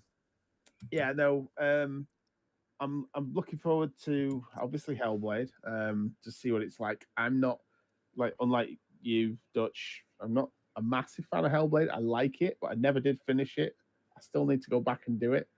But the one thing that I do like the sound of is I think they've said they've sort of toned down the puzzles a bit in this next one. There's a bit more action. That interests me. Yeah. Yeah, that's good. Yeah, I don't mind puzzles. I like a good puzzle And, game. yeah, Don't get me there's wrong. I do enjoy Spent a good puzzle lot game, of but time some on of the them combat that as one- well. I mean, Yeah, if some of them on you've the got to first think one, they've done sword fighting with the guy that did the Star Wars stuff, but the guy that did the Star Wars stuff's also done Jedi Fallen Order and the combat in Jedi Fallen Order and Survivor's pretty bloody awesome. So It's damn good. if it's on even damn on good. par with that for combat, with how mad the sword fighting is, we'll be in for a treat. Yeah, definitely. Honestly, I think Hellblade 2 will be a vastly different game than the first one. Yeah. I don't think it will be this straightly psychological horror thriller with mild combat elements and a few riddles here and there. I think it is more they are going more think Tomb Raider, Yeah, something big. like that, probably open areas in certain areas. I think it will be a way more cinematic experience. Yeah. They're going full action adventure here. This is what I think- It feels more like they're going for the God of War, trying to aim for the God that of War. type of experience. Exactly, man. I hope so. I think Dutch also mentions a few shows ago that you see in the trailer of Hellblade you have like troops with you. So, like you said, it's probably there will be like more action, more combat Yeah. into the game. Definitely. Well, the story is more on this one. Is that this is a separate time altogether, and she's got all over that kind of psychological. Well, not to the point because they still, believe it or not, they still have the same psychiatrists and specialists and world-renowned kind of psychological kind of doctors working with them to craft the best experience because she still has psychosis. She still has that issue in this game. So she still hears the voices and things like that, but it's going to be kind of different way entirely. She will have mastered it to this point. She will have mastered the voices and how to control them and ignore them and things like that. But she'll probably use them as kind of leverage in different ways compared to what it was in the first one, where she didn't control them and she kind of had to fight to overcome the negative thoughts that she was having. Whereas on this one, as we've mentioned there, it's a bit of a different thing now. She's in charge. She is essentially the head of a clan. She's in charge of a clan, which is why you see the troops following her orders. So it's way different now. Way different. There's a whole different story beat to it going forward this time, and it's definitely changing it up for the better. And I think a lot of people are going to be pleasantly surprised with the direction that they've went with this. But I also think for Ninja Theory, we have to say, and we have to applaud them, they made a Hellblade that they loved with the resources that they had as an indie studio previously. Now they've got what is essentially infinite resources. They are making the game in the Senua IP that they want to make. What they could have made if they had those resources originally. And of course, that's not to say that they wouldn't have made this psychological horror, because they would have done. I just think it wouldn't have been anywhere near as puzzle heavy, the first one, if they had much bigger resources. And it would have been a little bit more of a kind of a cinematic experience. We saw some glimpses of that in the first one, with these awesome kind of moments where it's like panning around Senua and you hear the voices in her head and she's talking to them, and you get this awesome actor that comes on screen and's talking to her like about this story of the death of the gods and things like that all the way through. And you could see what they were trying to do on the cinematic front, but completely confined within the resource limits that they had at the time. They don't have those limits now. They've got the best studio money can buy, from the ground up, built by Microsoft. They've got one of the most advanced mocap and audio studios kind of in video games. They've teamed up with some unbelievable kind of photogrammetry teams to go and physically take photos of a lot of Iceland and Norway, and audio from Iceland and Norway to make it ultra realistic. The work that they've got into this is just insane. So I think people will just be they'll just be blown away by what they've managed to do in comparison to the first game.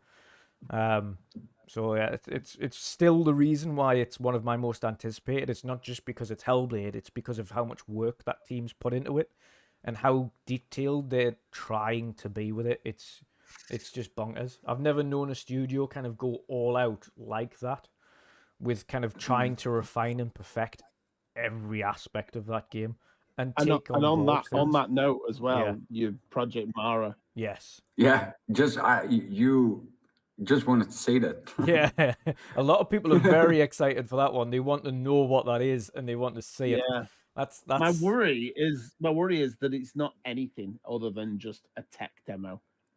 I know it's not. Just literally a walkthrough.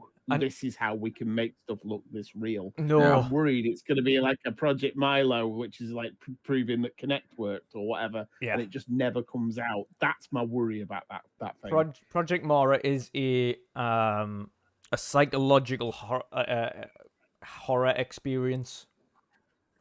So it is entirely different. That isn't based on like a Senua or anything like that. That's based on a human person, obviously played by Melissa Juergens again, but it's based on a human person, and it's a psychological horror game. So that's an entirely different aspect altogether. That's definitely more horror than Hellblade. Definitely more horror, but I don't know whether we'll see it. It'll be interesting if they did announce that as well, or at least show a little bit more of a snippet of it. But I don't know whether or not they will, whether or not they'll just concentrate on Hellblade until that's released, which I still think is this year, and then move on. And next year we might see Project Mara because they've got Hellblade out the way of. But yeah, it's a good shout because I know people are really intrigued to see more of that. Definitely. Before I kind of go on further with this as well, I want to catch a super chat from Lord Metroid, which I'd seen it and I've highlighted it, so I made sure I'd go back to it. He said $2 super chat there, and he put, meanwhile, Nintendo said you can wait longer. Yep. Nintendo gonna Nintendo. They'll do what they want to do. Yeah. We'll probably won't see them will. until like July. True that. Yeah. Yeah. Going back to what I would like to see, Yeah. Avowed is another one. Yeah. Love a good RPG. I'm not going to get Elder Scrolls anytime soon, so Avowed is my next sort of Skyrim, I think. Yeah. Yeah, that one's definitely on my list. Oh, and Outer Worlds.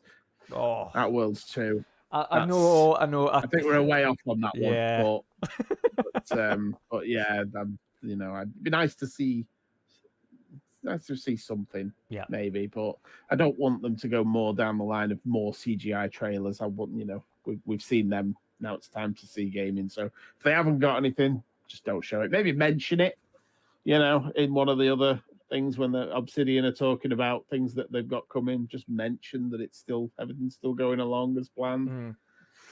But it's a way off, But that team, But in the meantime- Obsidian, have got a boatload of games. Like you mentioned, Avowed is one of them. They've got a boatload of games, so it wouldn't surprise us if we don't hear from that one. To be honest, as you mentioned, it wouldn't surprise me. But yeah, they've got loads of games. They are like the Insomniac of Microsoft. They just they're like, oh yeah, we've only got 45 projects on the go. Coalitions, place at the moment for keeping the brand afloat. Yep. And last but not least is Forza. I do love a good Forza motorsport. So Yeah. I'm pretty sure we're going to get that. Yeah, absolutely. I think we could see a bit like Sea of Thieves, where they showed the Pirates' life and then said it's available next week. I think we could see something similar for Forza, where they say it's available next month. Speaking of that, did you see the announcement today? No. There's some new Pirates' life stuff in the Emporium. Oh, is there? Yeah. What? Yeah, it's not finished. It's not finished yet. What's been added? Some new outfits and all sorts of stuff in there. All Pirates' life themed stuff. Oh, that could be at the showcase then. Mick's like, I'm not saying nothing. I'm saying nothing. That would be my guess. Good shout. Let's have a look. I'm going to have a quick scan through the chat here as well, see if there's anything else people are looking forward to. So let's have a look here. So, RSJ fan, of course, naturally. He wants to see a release date for Forza Motorsport, and he would love to see Avowed. Good shout. Mr. WandrinDutch going back to Sony. He wants to see Order of 1886 by Sony Bend. As much as I think we'd love that, I think it's stuck in the realms of Rise, where we always want one. It's always rumored, but we'll never get one. Doom Reaper wants to see Wolfenstein 3, Quake reboot, Avowed, Dead Rising announcement, Gears, Fable, and Fallout collection. It's a good list. It's a good list to have. Mr. WandrinDutch wants to see State of Decay 3 and Perfect Dark. I think we might see Perfect Dark. I'm not sure about State of Decay 3 yet. Lord Metroid, a new Siphon filter for new Siphon filter on the PlayStation side. Gruesome Glenn Gruesome. State of Decay 3, really want to see whatever Coalition is working on, and whether or not a collection of or Gears 6 or both, you never know. Apparently that collection is still something in the works, but we shall wait and see. Dave Ramos said Perfect Dark, fire emoji. Let's have a look down here.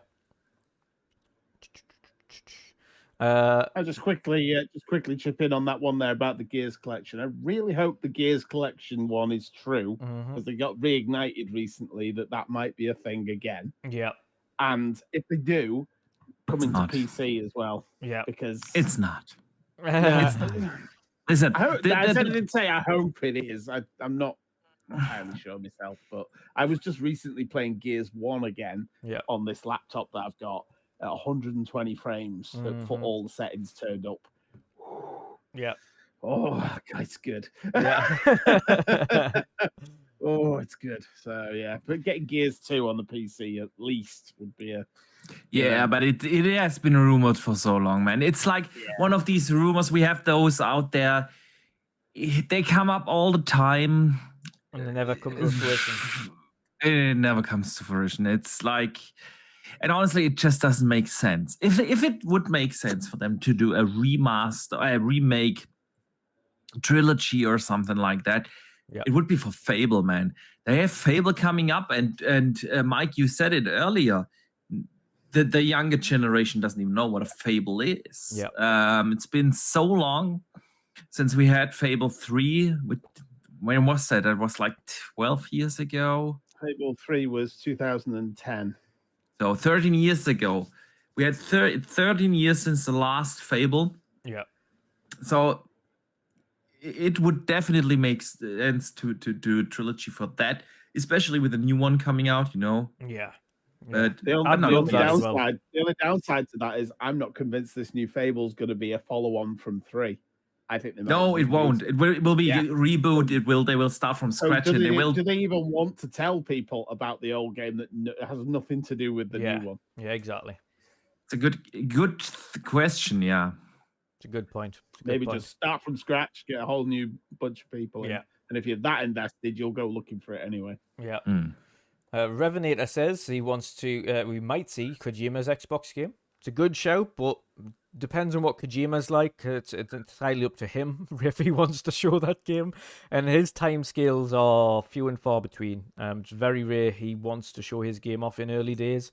He usually leaves. Well, he did announce what's the worst? The super boring Death Stranding one. That was like 5 years in advance. Yeah. He didn't even have an engine for a year, so yeah. He likes to show the games early, man. Yeah, he likes to tell people about them early, and then you don't say about them, and you don't hear about them for a long time after that. So, who's that? Who was that? Sorry, Kojima. I was just about to say we're talking about Kojima because that's one game. I'm not a fan of Kojima at all, like you said before, Boxy. His games don't do anything for me, but I am interested to see what this cloud-based thing that he's been bringing along. So, I'm going to try it regardless, because I try every game that comes out. Every game, regardless of what it is, I'll give it a try. If I like it, great. If I don't, I don't. I'll try Death Stranding. While I did like Death Stranding, it got better the way it went through. It just took too long. It took too long, and that was my only downfall with it. And I'm playing it on. I've got it on PlayStation, but I played it on PC. I actually bought it on PC before it went into Gamepass, so I've got it on Steam. So I was playing it on that as well. But yeah, well, we shall see. We shall see if we see that. I doubt it. Got a super chat there as well that's just popped up before we move on. Yes, indeed. Doom Reaper also said, like an update on Warhammer Darktide. Yes, they had some issues with development. It came out on PC. It had loads of patches and still wasn't that great, and is still expected to hit console at some point soon. So yeah, we'll see what happens with that, but I think that could be in the extended showcase if they do show it. Doom Reaper also wants to see whatever In Exile is working on, and idsoft. Yeah, wouldn't we all? And In Exile have been extremely active on the socials recently, including with the Tears of the Kingdom Gears crossover, which was hilarious and also really well done. Let's have a look down here. I think they've actually just, is it them that's just put out a job application thing, jobs placement for a social media manager. Yeah, another one. Yeah, so they're obviously planning to be quite busy. Yeah. They're doing a good job as the way it is. Actually, they've got one of the best social teams there is. I can't wait to see how hyped they get when their own game gets advertised. When does Gears of the Kingdom come out? I'm looking forward to that. Did you see the video they made with Starfield? Yes. Where That was so well the done. what the astronaut and the hatch. It was so hilarious. Yeah. Yeah, I can't wait. If this is the level of social media we can see from In Exile for their own game when that gets announced, I can't wait. I can't wait to see the shenanigans they get up to, because that's the type of social media team you need. Is the guys that don't care, they're just having fun, they're making funny skits, they're advertising the game the right way, and that's what you call Exactly. viral marketing. You do stuff like that, it kicks off. People want to see about it. Really well done. Awesome team, and I can't wait to see what they're creating as well. Good shout.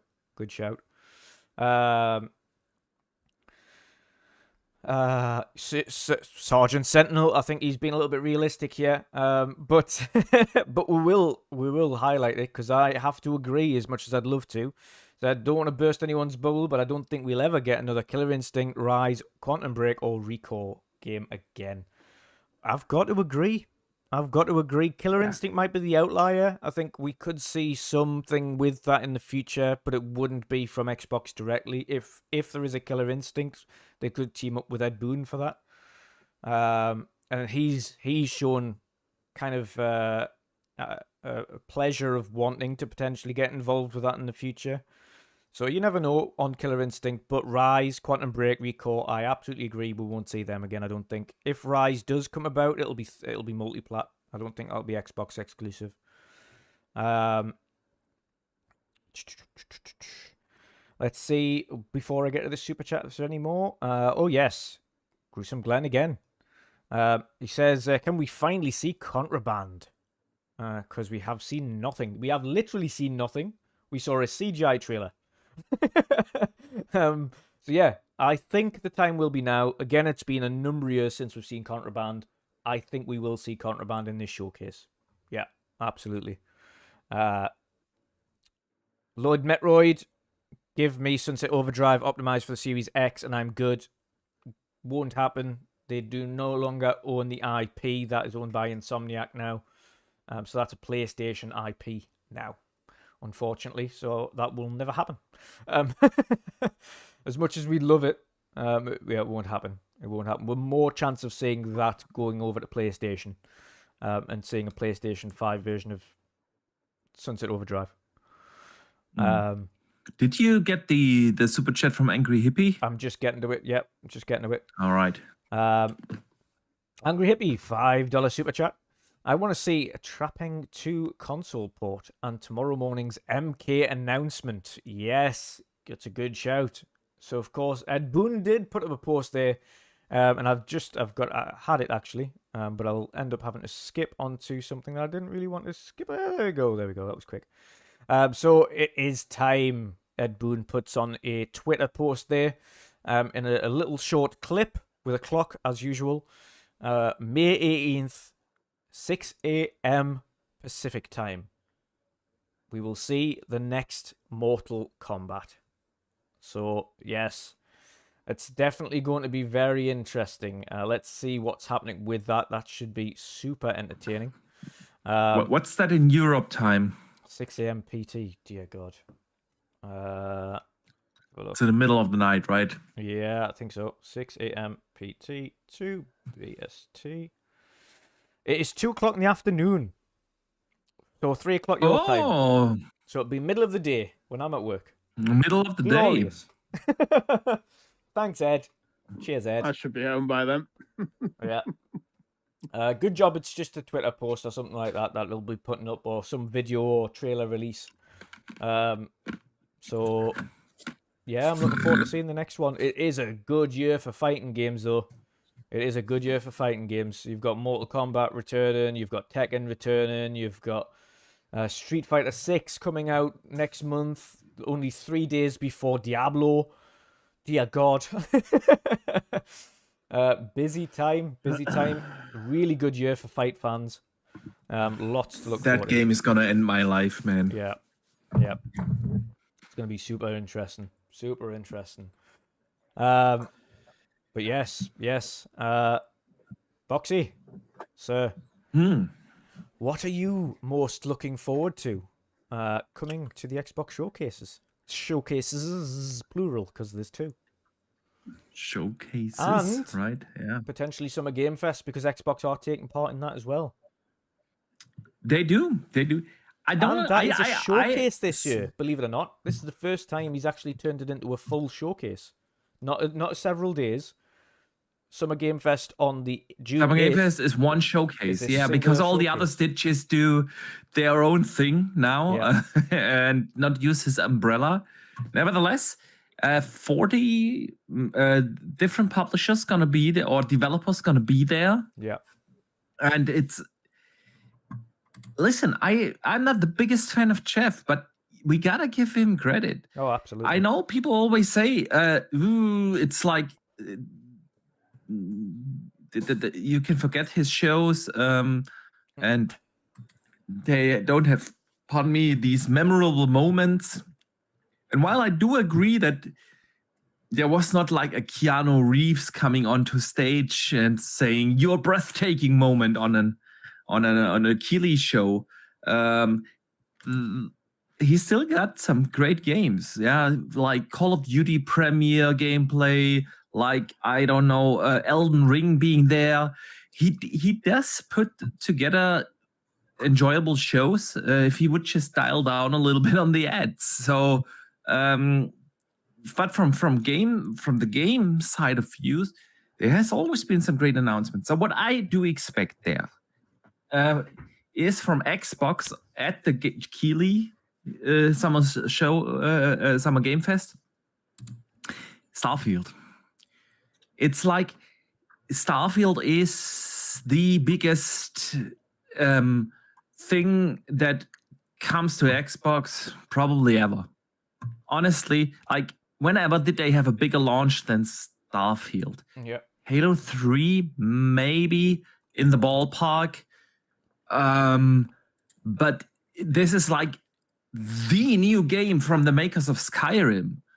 And that used to be like this multi-platform, massive, successful RPG, and the makers of Fallout, and you know, and that's now an Xbox exclusive. It is a big deal, dude. It is an incredibly big deal. So they want to make sure to let everyone know that they have a dedicated Starfield show, the Starfield Direct, 2 days or 3 days later. Yeah. So I think that's what's going to be at the Keighleys, because the Keighleys has like this, a lot of people are going to watch that are not necessarily Xbox fans. Yeah. There will be people that are Nintendo fans watching this. There will be people that are PlayStation fans that watch this. There will be people that are fans of mobile gaming that will watch this. Yeah. And so this is the chance, you know, to teaser. There you go. You know, like 30-second snippets from the game, and you will see more like 2 days later. So that's what's going to be at the Keighleys. Yeah. Now at the Xbox showcase, I'm not doing the full prediction thing just yet. Not just yet. I haven't made up my mind Yeah. yet what I do think will it be there. But I will talk about what I think they should do. Yep. And the one thing that Xbox cannot afford this year is to hold back. Yep. We always said this, just wait next year and just wait next year. And they had a great showcase in 21. I think a lot of people really enjoyed it. And why did they enjoy it? Because they announced exciting stuff. People were not that happy that they did it mainly with CGI. But other than that, you know, the Outer Worlds announcement and stuff like that, people were excited. People still had hopes that this generation turns out differently than the last one. People had hope. Oh, I get to play great games soon. And Xbox need that spirit back. Because this time, we know that they have great games coming. Starfield is going to be a great game. Whether it's going to be a 9 or 10 like Zelda, I don't know. But it's great. It's going to be an awesome game. they have Forza coming, and undoubtedly Forza Motorsport, the reboot, is gonna be a very, very, very good racer. Yeah. Yeah. But it's not enough. Yeah. Those games Agreed. are not enough because, and that's the reason. Just to kind of add that, we've always had, and it's always been the same. Forza, Gears, Halo, Forza, Gears, Halo. We need to get away from Forza that. Gears. Yeah. Exactly. So the first thing is, I was supposed to be playing those games last year. Yeah. Yeah, I was supposed to be playing Starfield last November. That was what. So, and then I was promised to play those games in the first half of this year. So by the time the showcase airs, I should have already played Forza. I should have already played a Starfield. Yeah.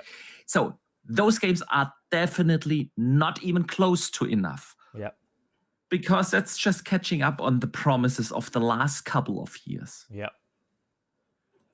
So, as much as I'm excited for Starfield, again, my most anticipated game of this year, without a question. But it's not enough. And it's not enough to release the twice delayed Starfield. And it was twice delayed because people have been coming at me for saying that. No, it's been delayed twice. We had it promised on November 11th last year. Then they delayed it to the first half of this year. Yeah. And then they delayed it to the second half of this year. Yeah. It's been delayed twice. So, yes, I want to play that in September. I'm excited for it. No doubt. But is it enough for Xbox? No. They need to bring out one other big game this year. Maybe a Hellblade, maybe a Fable, maybe something, an Avowed, maybe, I don't know, Perfect Dark. I don't think it's Fable and Perfect Dark. If any game has the chance, I think it's Hellblade and Avowed. But one other game. And Forza is not doing it because what Xbox needs is excitement around the brand. And as much as Forza is exciting for racing fans, it's still a racing game. And they had a great racer in recent years. And it's been Forza has been carrying the Xbox One generation. And people do not want Forza. They want a Hellblade. It's just, it's Forza is going to be a great racer. And we are going to enjoy it. But sim racers are not the reason why people invest into a console, into an ecosystem. And it's not what Xbox promised us. Xbox did not promise us 3 years ago. No, we are not going to do Forza Halo Gears anymore. They promised us a Fable. Fable was announced, the teaser trailer that we have all been using in our videos for 3 years now. It's 3 years ago. In 2020, we got that CGI trailer. We got Avowed a CGI trailer in 2020. We got these announcements 3-4 years ago. All these games have been in development for 6+ years. People need to stop sugarcoating the stuff. Fable has been in development since early 2017. That has been confirmed by Playground themselves. That's 6+ years now. Hellblade, 6 years. Avowed, more than 6 years. This is like, it's insane how long it takes for Xbox to release games. And when they finally do release a game, it's a Redfall. And they need to step away from that. We do not want Forza alone. I want Forza. Yep. But we need relatable games for that. We need system sellers. And they have promised us those for so many years. Yep. So Xbox needs to do 3 things, in my opinion, in this showcase. They need to have another big banger with a good story, with, I don't know, an Avowed, a Fable, a Hellblade, a Perfect Dark, an In Exile game, the Compulsion game, you name it, whatever. Something people can be excited about besides Starfield and Forza, which are the games we were supposed to be playing already. Yeah. So that's the one thing. Yeah. The other thing is they do not need to hold back. Phil needs to go in and tell Playground, go F yourself if you don't want to show Fable. Yeah. This is going to be at this show. This is the game that people need to see now. Yep. They need to be excited about the brand again. Yep. Because we all doubt Xbox now for good reason, because they have not given us fans the reasons to trust them anymore. They do not. And they need to gain the mind share back. They have lost this generation because of poor communication, because of bad management already to PlayStation yet again. Yet again. They had this plan for this generation to be like the major player in the console race. And as much as people make it out to be, oh, that's not their game anymore, it is. Stop this shit, bullshit. The cloud thing isn't a market yet. Their competitor is PlayStation. It's not Amazon Luna. It's PlayStation. What is their competitor? And it's actually Steam, yeah, which on PC. And this is what they need to battle. And they've lost this generation already because they had this plan. They had the hardware. They had the games. They had the mind share. Yeah. If you think about all the screw-ups that Sony did at the beginning of this generation, lied to their fans, increased the prices, poor communications, like all these things. They had the mind share of the community, and they all lost it because they were incapable of managing and handling their IPs and studios. So getting the mind share back is essential. Yeah. And why do I say they have lost a generation? Because Sony is outselling them at a faster pace than they did last gen. And once you have this snowball rolling, it's an avalanche effect because people are getting the consoles that their friends have. It's just a fact. And it has always been that. And now people got the PlayStation 5s and their friends will get the PlayStation 5 as well. And so it will be especially hard for them to get that share back. And as much as we want and argue all the time as Xbox fans, no, it's not about Sony being the competitor. It's about Google. And what is Google doing in gaming? They retracted Stadia. Those are not the competitors. It's PlayStation what is the competitor. As much as Xbox do not want to admit that, it is. And so they need to promise. And what do they need to do to get the excitement back? They need to show their games. The games that they have announced 2, 3, 4 years ago with CGI trailers. Show them running on Xbox, not on PC, running on Xbox Series X hardware. Stop this bullshit showing us games like a Redfall running on a super duper high-end PC at 60 FPS and then release it broken at 30 FPS on the console. They need to stop this bullshit. They need to be now open and honest and show and excite fans again. For that, they need to have like 5 big bangers. It's not good enough to show one. It's not good enough to show just Fable. That's not even close to good enough. Xbox has to over-deliver now. They have to. It's not okay to have a good show. They have to have a great show and a better show than their competitors. And so they have to show Fable, about Hellblade, State of Decay 3, 5, 6 of those caliber games. They have to show them. And in addition to that, they have to announce stuff we have not seen yet. I don't care what it is, whether it's Wolfenstein, whether it's Quake, or the new Doom, or whatever. The Compulsion game, the In Exile game, they have many things they can show. They have these things in development, and they need to remind people that the games are real and that they are good. Yeah. And that they are good. They have to convince us now. They are not selling themselves anymore because they have lost the trust. Yep. That's just what happens. That's what is happening if you don't release a game for 18 months and then release a broken game that is not fun at all, like Redfall.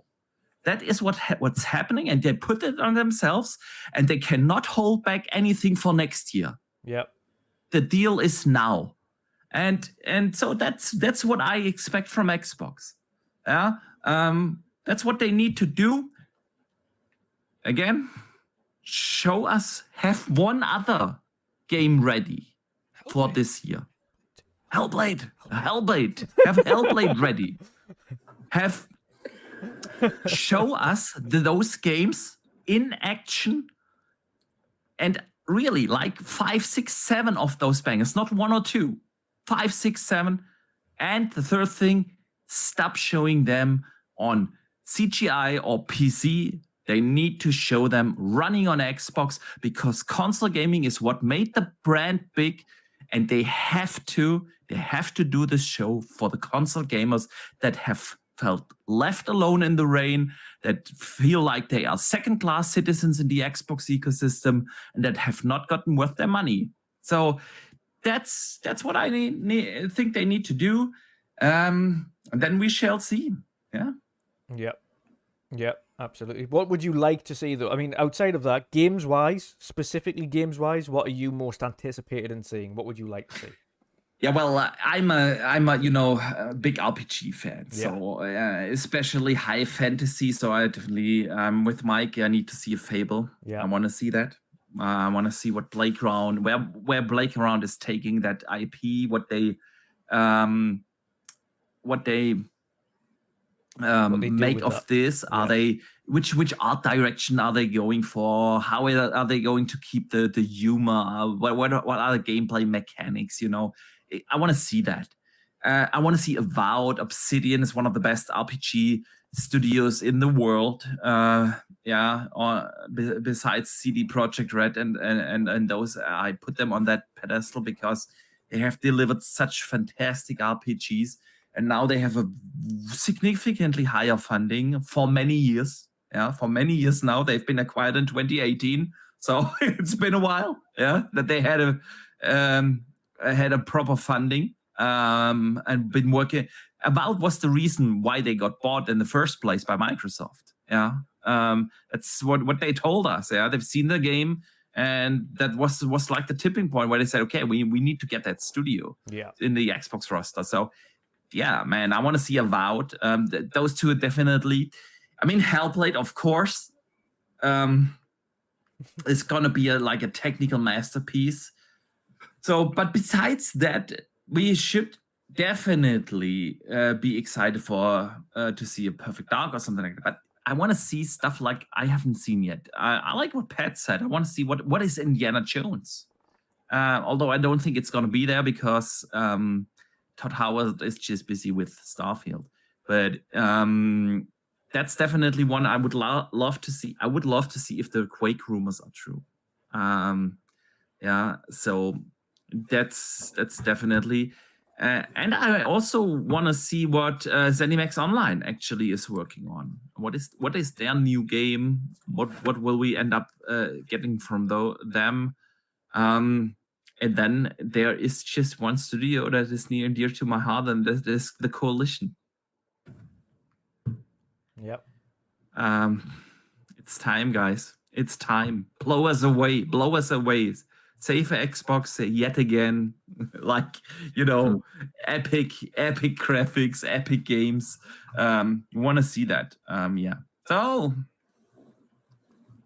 there's plenty for them to show. It's a good show. I think my most anticipated is Hellblade 2, naturally. Fable right up there as well. Avowed right up there. Naturally, I'm looking forward to Forza Motorsport. It's going to give it, again, as you mentioned, it's going to be a technical masterpiece. It's going to be one of the games you can put on and show to your friends and say, look how pretty this is, look how amazing this is. It's one of them games that you can rely on being a good game, and you can rely on it looking pretty, relying on it being a technical showcase. Absolutely. So it's going to be great to eventually get to play that this year and get that release date. Outside chances. What are my outside chances? Outside chance.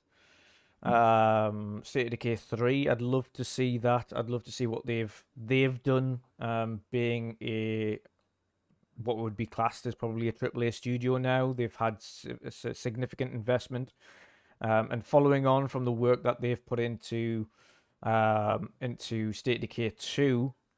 And releasing one of the, if not the final major update to that game just this month, that has seen some unbelievable kind of redemption from its start, and it was a great game when it started. A little bit rocky with some server side issues that had a lot of rubber banding and zombies that didn't show up, or invisible zombies and things like that, and it made co-op play a little bit difficult.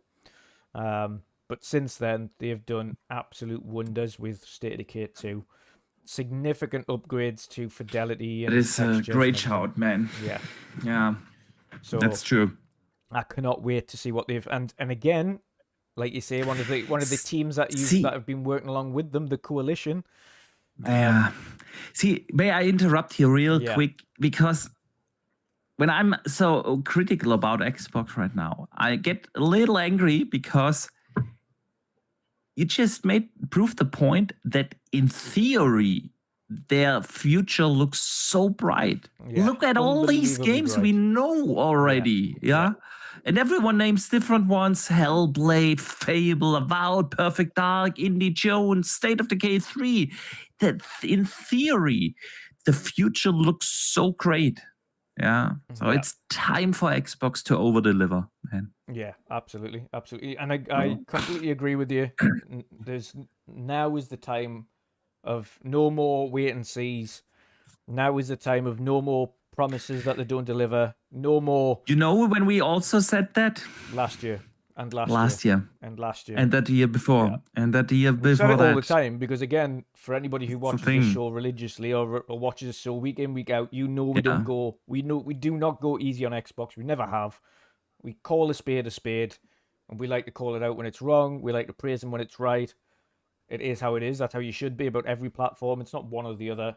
If PlayStation's doing something bad, we'll call them out. If Xbox is doing something bad, we'll call them out. Everybody gets fair No. treatment here. We don't care. And that's across the board. And those who speak out about it, recently I've had one on Twitter today, who clearly don't watch any of our stuff, yet like to make comments about us that are unfounded. Try paying attention before you make comments. But we certainly call a spade where it is. And Xbox do need to deliver. They do need to pull the finger out. There's no more 12-month and then entirely miss it and then chuck out Redfall, which was clearly unfinished. It clearly had major issues. It wasn't what they expected it to be. It hit okay with some fans. Some people still enjoyed it. And all power to them. If you enjoy it, you enjoy it. Good stuff. I am not doubting that. I hope you enjoyed the game for what it was. But unfortunately, it just didn't hit the mark. And when Xbox are in the position that they are, where they need to start hitting the mark, you cannot release a game like that in the state that it released. It could have, even if it wasn't, even if it didn't have the texture filtering issues or the LOD issues, or the frame rate issue and the lack of 60 frames at launch, even without that, it was an okay game, but it didn't do anything different. Yeah. And it was just, and that was it. It was just an okay game. And Xbox, unfortunately, right now, cannot be in a position of just releasing okay games from first party. They have to release big games now. So that's what we need from them going forwards. Big games that hit the mark entirely. So we expect Fable to be a big game that hits the mark. We need Avowed to be a big game that hits the mark. Hellblade needs to smash it out the water, but again, I've got extreme confidence in that personally. I'll be surprised if it doesn't. Starfield will be an absolute juggernaut, and I think that still, regardless of what people's fears are for that game will be monstrous, and I don't doubt the pedigree of Bethesda Game Studios in what they've created previously to put out a really great game. So I don't doubt Starfield will be a great game. I know it will be. Will there be issues at launch is the only things that we're going to have that debate with. Being Bethesda and their track record, we kind of hope that they've kind of got past that now with the Creation Engine 2 and they've kind of resolved that issue with the extra time. But we'll see.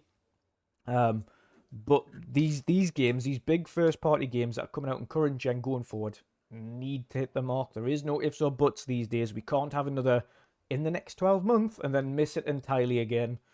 We've had recent comments from Phil Spencer saying, I can now see definitively this quarterly thing that I promised. I can now see these games falling in line with regards to their development paths. these games are now in line with that Yeah, particular but we've thing. see the I thing. know we've heard it before. We have heard it. We have heard it We before. have heard it many years. No, For many years. The thing is, I think that the only thing differently this time is years prior, including last year and the year before, it was a promise of, I want to deliver a game every quarter.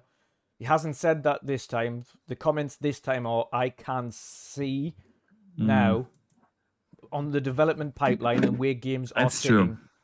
sitting the That's game true. a quarter. Yeah. So, and I don't expect that to be this year, by the way. I still expect Forza, Starfield, and probably Hellblade as being the games this year that we're going to be first party. Next year is going to be the 1 1/4 segment onwards, and it needs to be. We've mentioned this on countless shows now, Boxy, mine and yours, and Boom's, and every other show we've been on. Consistency is key. Xbox need to be consistent from now on. Yeah. Going forward. We called this straight after the developer direct, which was phenomenal. It was a really good start of the year. We said that's Absolutely. great, but it needs to be consistent. And then Redfall. And then Redfall. Yeah, Redfall. and then Redfall. So Yeah. this needs to be the start of that consistency. What they show at that show cannot be within the 12-month window. Fuck that off entirely. Give us a, right, okay, these are the games that are coming out this year that you've seen. Obviously, we know Starfield isn't part of the main showcase. That's got its own separate thing, so Starfield won't be there. It will be by itself. Good, in my opinion, good. Focus the showcase, the hour and a half that we've got on the actual showcase, to games that we haven't seen yet, that we don't know about, that we haven't seen gameplay for, and knock it out the park. Another thing that needs to happen is that what they show on that showcase needs to be clearly stated if it's Xbox or PC. Clearly. You cannot put out gameplay footage of a game like Forza or Starfield or Avowed or Hellblade and then later on find out that that game was showcased on PC and it wasn't on. And that's what Phil Spencer again admitted, that they've been underhand in the way that they've produced these things. Redfall was showcased PC for the entirety of their footage. None of it was shown on Xbox, which is why it looked better than it did and why it was better than it was on console at release. Because it wasn't the way it was released. It was only on Xbox that it had those main issues. PC still had issues, don't get us wrong, but it was 60 frames, 70 frames, 80 frames, 120 frames on PC. And you could run that in ultra settings like we were, and it was butter smooth. Aside from a couple of little hitches here and the graphical and the LOD issues, as you know. But otherwise, butter smooth. Xbox wasn't like that. So you have to be transparent on where those games are being showed off. So it needs to state that on these games. I don't care how late in this process it is. They need to go through that showcase if they've already finished it and add that text on at the bottom of each clip or trailer that they show. Game showed in Xbox Series X and S, game showed on PC, whatever it is, go back and put that in. Make sure that is a number one priority so we can have that full transparency. But yeah, other than that, believe it or not, guys, I know we're being harsh on Xbox here and it sounds direct. I am still really looking forward to the showcase. Super looking forward to it. I cannot wait absolutely. to see what's going to be shown. We all are. Yeah. We all want this to be amazing. We all want Xbox to succeed and we want to be excited about Xbox games and Xbox stuff again. It's like they have, this is so frustrating about Xbox. Their plan is clearly laid out. Xbox is not a console anymore. It's an ecosystem, and I love it. I love cloud. I love playing Xbox games in my bed, and I cannot wait for the Rock Ally. This is going to be my Xbox handheld because PC is also Xbox. I can play Starfield on PC as well with no additional cost, and in the future on my handheld as well. It's all there. They have this ecosystem approach. They have backwards compatibility, like it should be done. Yeah. They have Gamepass as this incredible service that it can be as soon as they have actually the game supporting it. Yeah. And that's the thing. That's all they need. They need the content. And again, they have announced all these exciting games. These really, it's not like, oh, they've announced a couple of games. Now they have announced amazing games. Man, a Fable from a playground. Can you think about that? Think Fable meets Forza Horizon visuals. Yeah, just think about this. Think about Hellblade 2 with a big budget and everything. Think about Skyrim meets Outer Worlds. Yeah. AKA Avowed, yeah. Think about a perfect dark reboot, yeah, from the makers of Tomb Raider. Yeah. How awesome is that? How awesome is that? So they have we get the Quake and the Doom and the Wolfenstein 3 and an Indiana Jones game, and boy, isn't that exciting? They have it all there, but they lack of proper execution of their plan, because the plan is fantastic. And Jess Gordon literally said that a couple of weeks ago on the Xbox showcase. It's like so frustrating, because as an Xbox fan, you can see how much potential they have, but they lack in proper execution of their plan. And this is what needs to change. I don't want to hear Phil make excuses anymore. I do not want that. It's like, dude, everything you've said, we've heard that for so frustratingly long times now. So it's not about this anymore. It's not about like everything we just talked about. It's like, it's time for you now to over-deliver. Yeah. And if they can do that, yeah, I think Xbox has a super bright future. Yeah. They have that. They have a great hardware team. They have a great platform team with the backward compatibility program, but they need to regain focus on that core audience. ABK has been distracting them way too much. Yeah. And unfortunately, this is going to continue to distract them. But this needs to stop. They need to refocus on their loyal fans, on the console owners. That is what made the Xbox brand what it is. We need to feel like first-class citizens. They need to finally execute on their promises of consistent quality game deliveries. Yeah, Starfield alone is not going to do it. It's going to be an awesome start. We need more on a consistent basis. Yeah. And then focus on your platform again, do some changes to the major platform, and then you have a super bright future ahead of you. But this is, and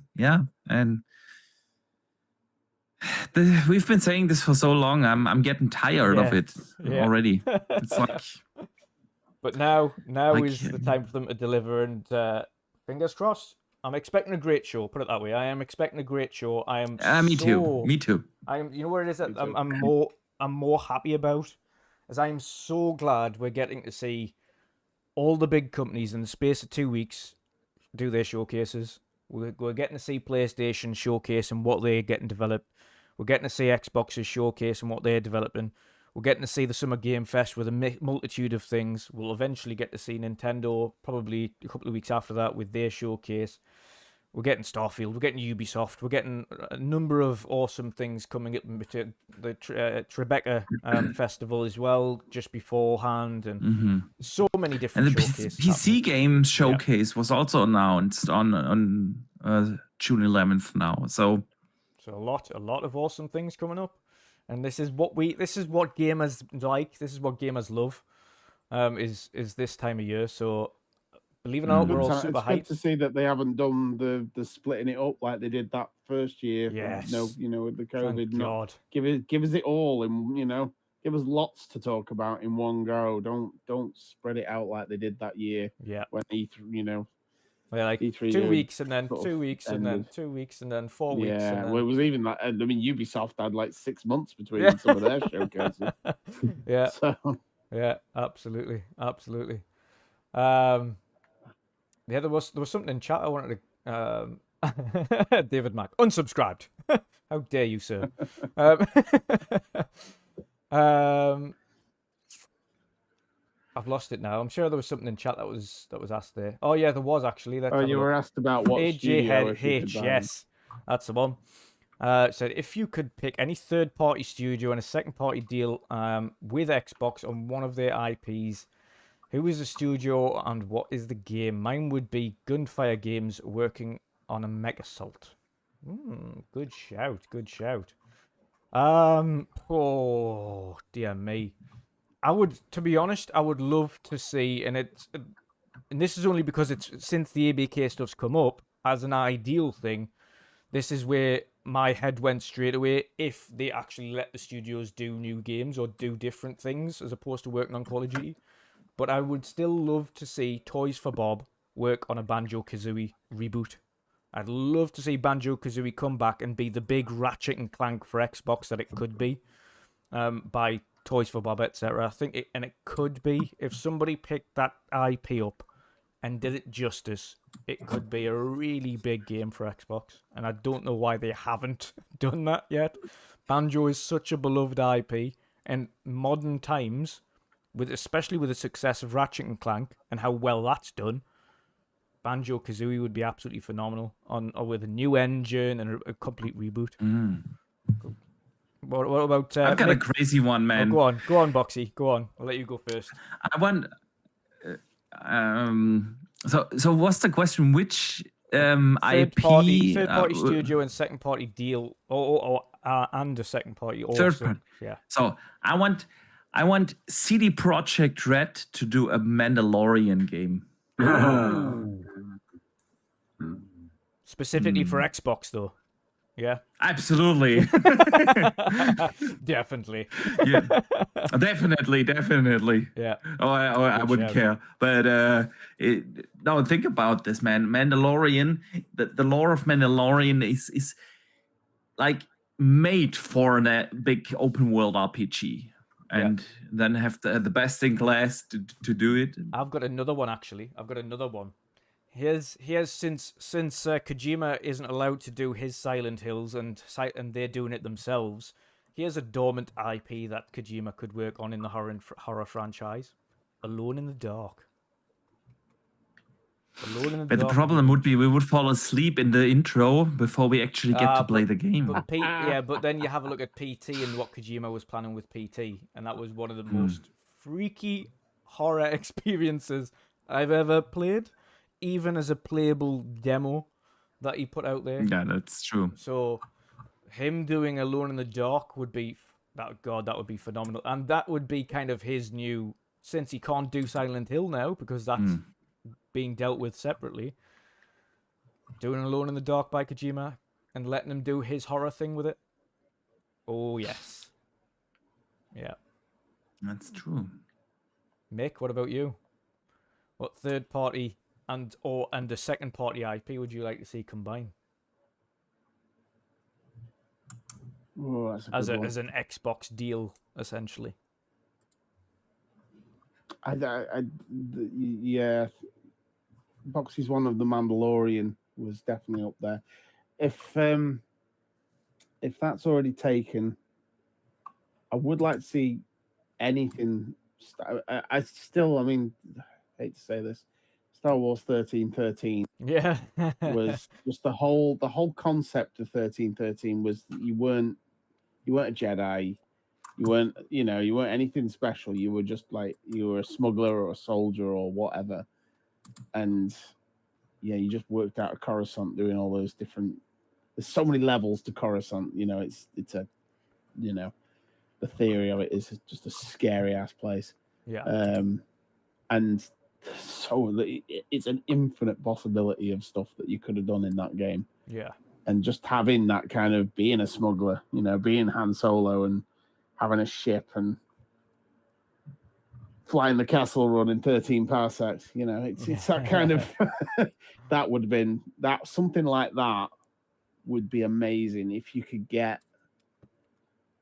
I'm trying to think of somebody who does vehicle and player concept's good. Game's good. Something that where the obvious one obviously is like Rockstar or someone, but obviously you're not going to get them. But another company similar to that did third-person player that could use vehicles, and the actual vehicles were good. I'm trying to think of somebody top of my head. I'm having a mind blank. Anybody help? I can't think of who else does a good job of third-person games where you get in vehicles and the vehicle controls are actually good. Because you get a lot of them where you get in vehicles and the vehicles are terrible. That's few and far between. There's not many of them. That's what I mean. You say. I mean, Avalanche is doing Contraband, and and if you think about Just Cause, yeah. Well, Just Cause was great, but if the vehicles in Just Cause aren't great. Yeah.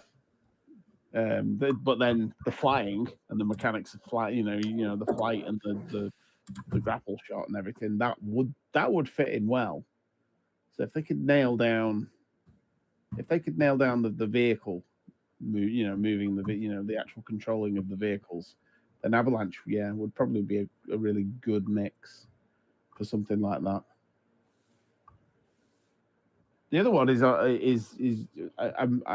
this is one that's actually happening is Ubisoft. We still don't know anything about the Ubisoft Star Wars game. Yep. So, with the Ubisoft show coming up, what we do know is that the Ubisoft Star Wars game and the Ubisoft Avatar game are the last ones that they haven't canned and that they're still working on. And I think they are the last ones that they're kind of doing before they just concentrate on their own stuff. So, yeah. Yeah, no, that would be my one. It's some sort of Star Wars game like 1313 with the sort of just being making your way through through life on Coruscant, being a smuggler or whatever. Yeah. Different things, but maybe done by, I don't know about Avalanche. I don't know whether they sort of pull that off quite as well. I can't think of a studio though.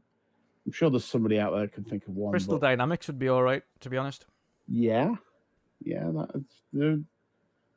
what vehicle games what games they had that in Tomb Raider in parts, and to be honest, it was all right. It wasn't the best. It wasn't terrible. What vehicles? Yeah. Did they? Yeah, little parts. What vehicles did they have in Tomb Raider? It was mainly just little jeeps and things like that, but it wasn't loads. What, in the new trilogy? In the newer ones, Rise and all that? Little bit. It wasn't loads. And you're talking about kind of the same status as the likes of Uncharted, etc., with the vehicle controls on the vehicles. Yeah. And I've played them quite recently. I can't think of vehicles in that game. Sorry, but they would do a good job. But yeah, no, that'd be mine. I would do. Patcher, what about yourself, brother? What about yourself? What third-party studio and IP would you like to see Xbox work with to get as an exclusive for Xbox? Well, if there's one game that I'm thinking about, and I don't know which, there can be multiple studios, I think, working on that, or drop that. Yeah. Is Rise, Son of Rome. Yes. You just want that back.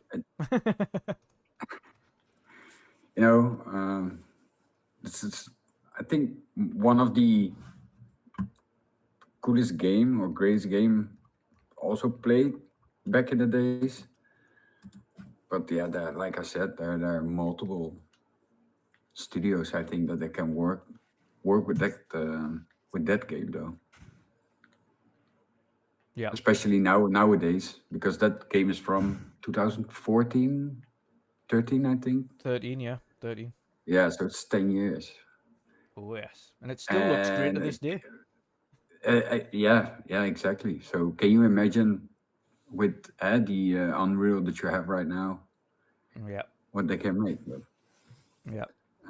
But that's also one of the questions that was asked in the chat by someone, I don't know who, but if there's a game for me that they can shadow drop Yeah. during the event, it's Rise, Son of Rome. Yeah.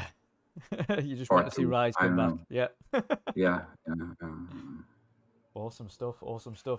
Brother, yes, of course, Pat's going to be jumping out now as well because he's had a really long shift. He's done another 14-hour day there before jumping on the show. So that's a number of those in a row, though. So we'll let you get out of here, and us fine Right. chaps will wrap up the smaller end of the podcast topics. But let people know where they Alright, can find you, brother, and when you're going to be streaming next as well. You guys can find me, of course, on Twitter. Name says it right here, but with the underscore between Petu and 070. When I'm gonna stream, not sure yet. Maybe I'll be doing a live stream tomorrow, but Nice. definitely gonna try to do it this weekend. Might gonna play some RAVENLok. How are you enjoying that so far? I like it, man. I like it. There's only one thing, small thing that they maybe needed to add to the game is when you like doing a quest, they need to show you where to go. Yeah. Because I get lost in that game. Yeah. Crazy. Yeah. I don't know where to go. Just walking around to see if I speak to the right person, if I'm at the right area. But the game is amazing. So guys in the chat, if you haven't played RAVENLok yet, play it, man, because you're gonna enjoy it. Yeah. Definitely. Yeah. It's really cool. Stuff. Awesome stuff. Yeah, man. Brilliant. Thank you, guys. I'm off. Yeah. Heading to bed. Have a Tired. good one, You brother. do that, man. And I'll speak to you guys later, man. You shall indeed. Take You care, shall guys. indeed. Have a good one. All right. See ya. Laters. Chaps. I want to briefly touch on our thoughts on because we did at the very start talk about it a little bit, and we'll talk about it a little bit more now. But our thoughts on Zelda Tears of the Kingdom, of course, that's just released, as pretty much everyone on the timeline is playing it at this point. It's very hard to not see people that are playing it. Again, I was having a look on all the Twitter friends and things that I've got added on Nintendo Switch Online, and how many of them have played it. And there's I don't have many people on. There was like 15 have been playing it on mine. Of course, because Switch is a difficult thing to add people on. You've either got to add Twitter to it and then add them that way, or give them your social security number and date of birth. I don't think I have you on my Switch, man. Yeah. Have you got your Switch logged into Twitter? Right here. Have you got it logged into Twitter? I have, yes. I don't know why it hasn't brought you up then as a Yeah, friend I was going to suggestion. say yours hasn't popped up on mine. I don't think either, Boxy. So I'll have to I don't know. you'll have to send a Switch code. But whilst we're doing that, actually, I'm going to switch over to some gameplay footage. So, Hey. These are the jokes, folks. Woohoo! So yeah, of course, I've been playing Tears of the Kingdom as well, and I'm happy to say, following on from what I felt was, and again, people, you can hate me on this as much as you like. It's an opinion. I was bored to tears with Breath of the Wild. I felt it had zero direction. Personally, it's my opinion, of course. Had zero direction. The weapons breaking. There wasn't any alternate as well to when the weapons broke. You just picked up a new weapon and carried on. There wasn't really anything else that went along with it, i.e. mechanically. And the story didn't feel that like fleshed out, as it were. It was just a lack of direction. It was just like, there's the open world, see you later. At the very beginning of Tears of the Kingdom, immediately story beat. You've got this cool little scene where you're like kind of like Indiana Jones with Zelda and Link going into this tomb and exploring and like looking at all the things, and then everything kicks off with this mummy that's underneath Hyrule Castle, and then that's when the story begins, and then you get this guy who's like, right, okay, well, you just lost your arm in this explosion, and I've essentially attached my arm to it to heal you, because if I didn't, you would have lost your arm. And the story immediately stands out, and it immediately gives purpose to what's happening in the game. and what you need to do to kind of recover things, and it becomes more of a mystery. Okay, so what's happened? Who is this guy? Why is it went like that? Where has Zelda gone? Like, what happened to her after she fell into the pit? And it has direction from the off, unlike Breath of the Wild, which had zero direction. I felt like I just started Breath of the Wild, you kind of just revive, you stand outside, you have that moment where you see the scenery, and then it's bye. And then nothing else happens. You're like, okay, so what is going on here? What's happening in the story? Like, what am I doing? And then to add to that, the immediate addition of all of the different mechanics on just the Sky Island. And then you go down there and it's like, right, okay, well, here's this, and then here's this, and then here's this. And then this is a new mechanic right here in this shrine. This is a new mechanic right here in this shrine. And the Sky Islands are just like your tutorial section, essentially. And then as soon as you jump off down into the big open Hyrule map, then begins the big story. And then you've got what you would class as the Ubisoft Towers, but with an addition. Of course, you don't just stand on them, it gives you the map. It also allows you to boost up into the air and use that to get really high, and you can go to the gliders, or boost up to go to some of the Sky Islands. So it has added purpose there. And then, again, the shrines, giving you boosts to your health and your stamina, and then you've got all these fascinating tools where you can add weapons to other weapons to make really strong ones. You can add weird things on there because of the powerful arm you've got to make flamethrower shields, or you can make flamethrower swords. You can make weird contraptions that are motorized, all because of this power that you've got in your arm. So the mechanics they've added to this game and the scale of this game are fascinating. Like, so many possibilities with how you can figure out puzzles. You can make it as easy or as complex as you want to figure out the puzzle. It can be as easy or difficult as you want to figure them out. Sometimes you spend hours and then you see this post on Twitter of some guy and he's just like, yeah, you just press this, and that's it, done. And I'm like, I spent an hour figuring that out. And some guy's done it in like one foul swoop, and you're like, that is so simple. How did I not think of that? But it's really intriguing to see how people are kind of navigating the world as well. And we've got to say the new ascend ability, where you can kind of zoom through the floor, is a godsend. That is a welcome addition to this as well. It makes things so much easier. But the biggest plus point I can give this is what they've done in Tears of the Kingdom has made Tears of the Kingdom an enjoyable experience for me this time around. I'm glad now I've got the game, as opposed to Breath of the Wild, which I will probably never return to. And I don't intend to now. This is by far the better game. Is it perfect? No. Does it still have issues? Absolutely. Are there still annoying things? Most definitely. One of my biggest grievances with this game is the fact that and this is more on the Nintendo's side and their budgeting, but they only budgeted for voiceovers in the major cutscenes, and as soon as you get them characters on a regular right in front of you, just as the cutscene finishes, then it just goes back to and then chat going on screen, and no actual conversation, just like you've got to read chat again, you've got to read the text. Like, really, you could have just paid these actors a little bit more money and got all of their lines voiced. Surely that you could have, please Nintendo, for the love of God, for your next Zelda and next kind of big game, give these NPCs and these characters actual voiced lines throughout the entire game. Don't just do this text-based chat thing. Like, it makes it so much more invested in these characters when you can hear their voices and you can listen to them and not have to sit there and read text after text after text.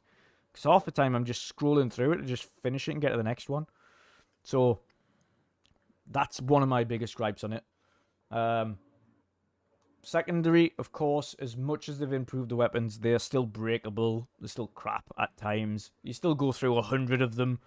But at least we can find intriguing ways of using shite you can attach explosive barrels to spears. Spears are useless, but they're not when you've got explosive barrels on them, and you can just launch the explosive spears. Well, they're quite good at killing yourself with, Yeah. as I found out. Yeah. But no, it's such a much more enjoyable game than Breath of the Wild. As it stands right now, I'd probably be in the ballpark of like a 7.5, maybe an 8, from what I've played so far.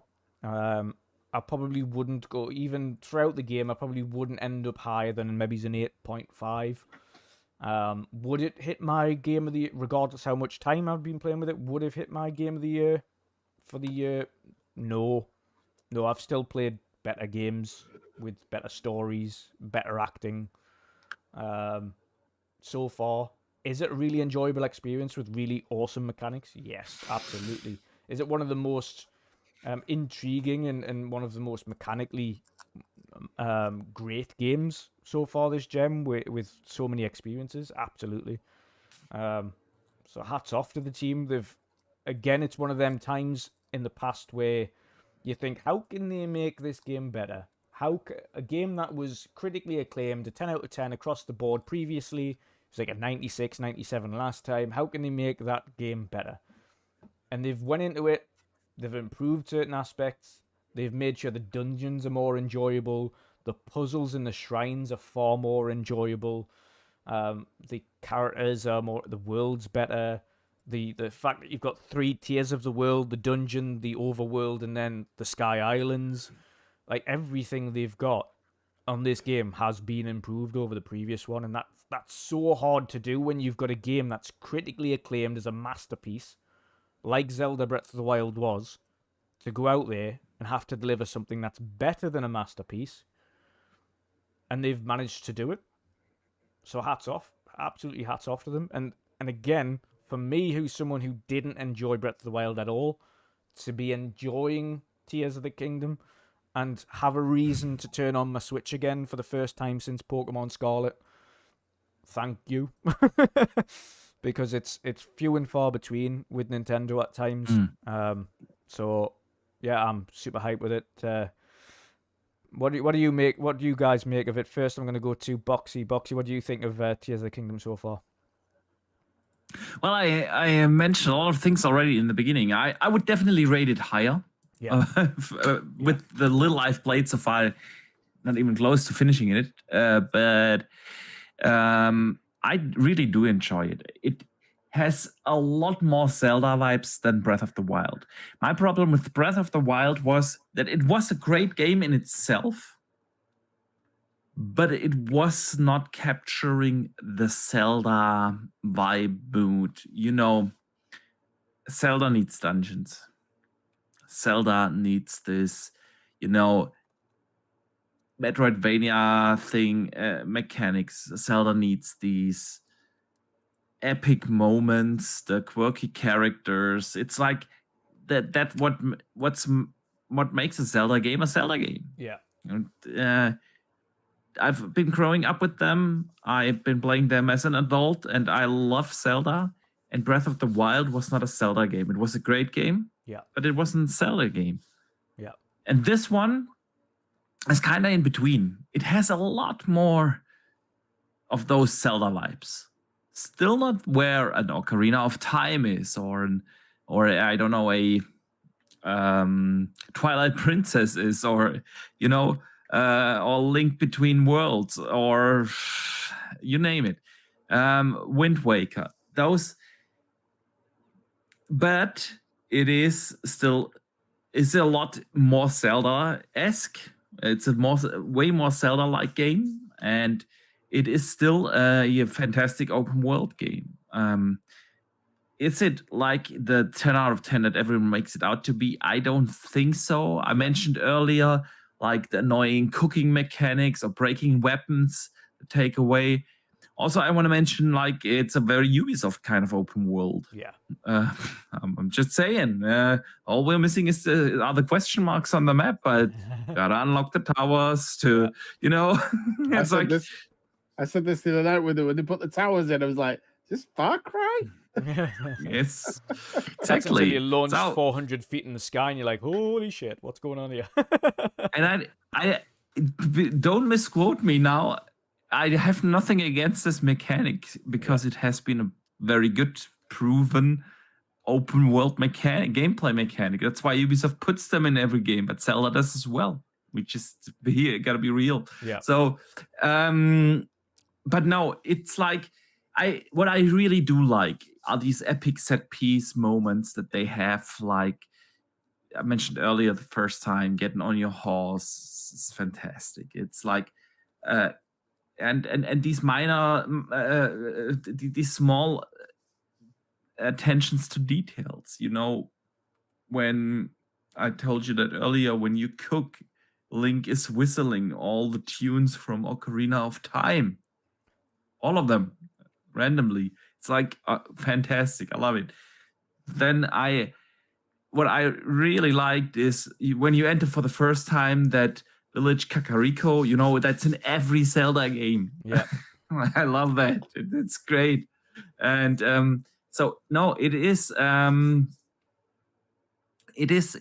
fun game. I really do enjoy what they added with the building mechanic.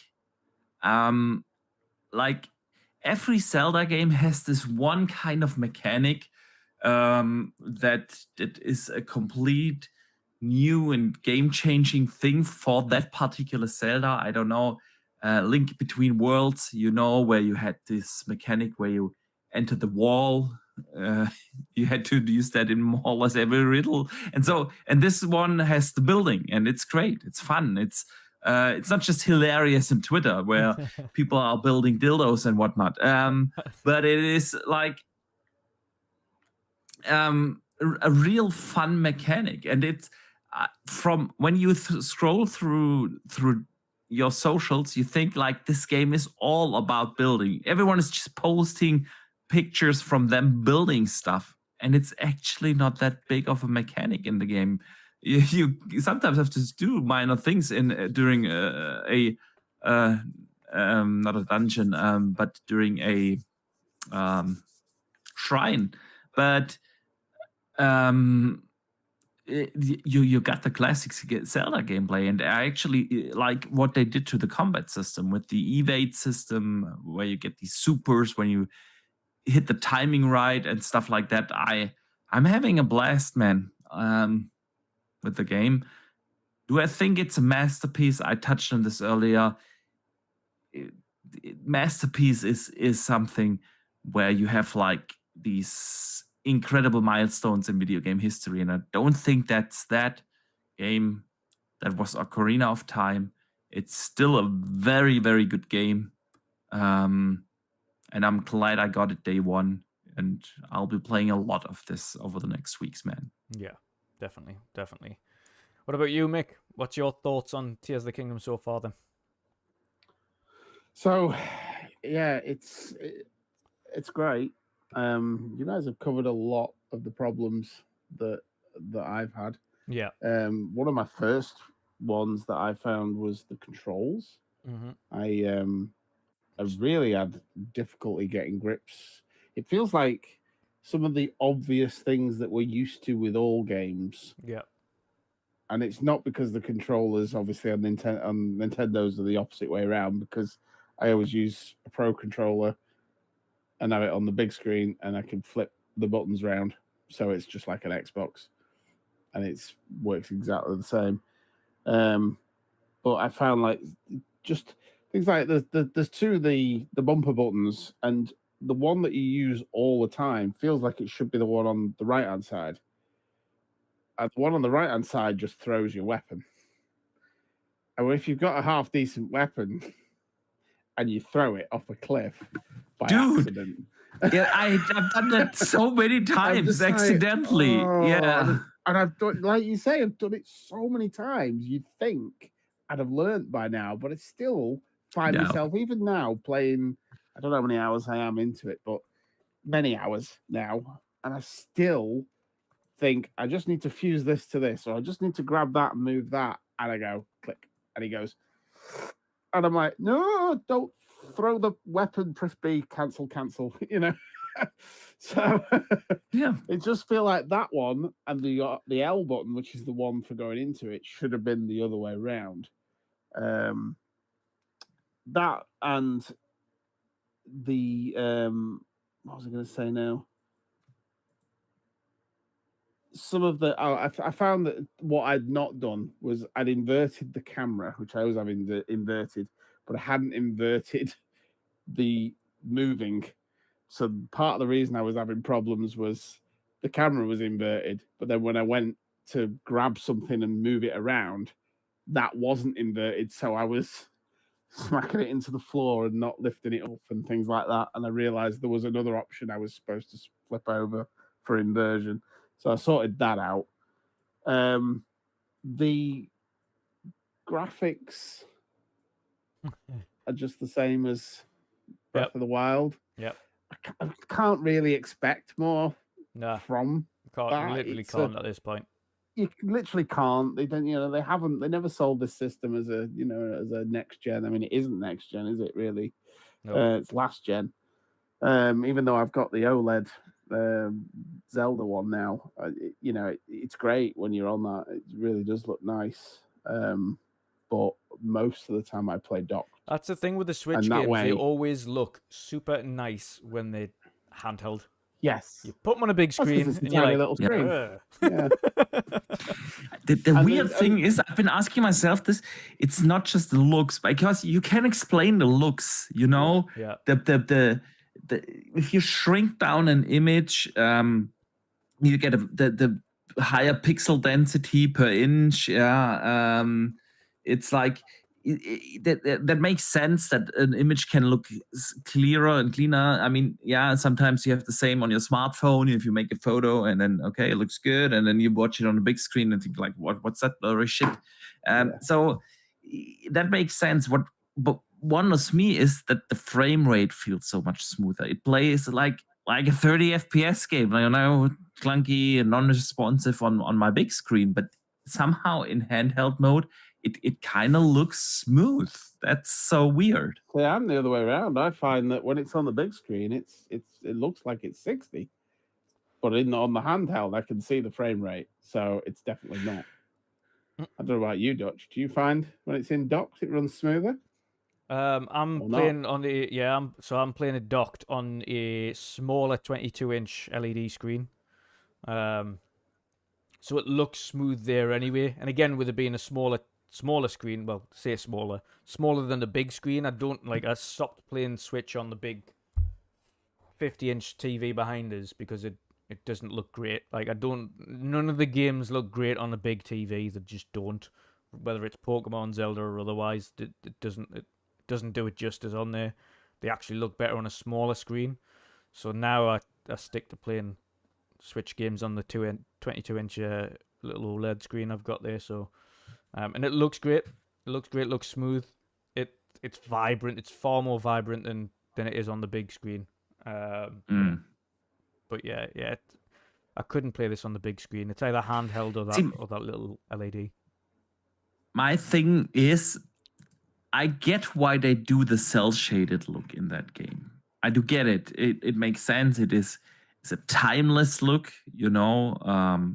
These games don't age that badly, but you can do cell shaded and cell shaded look.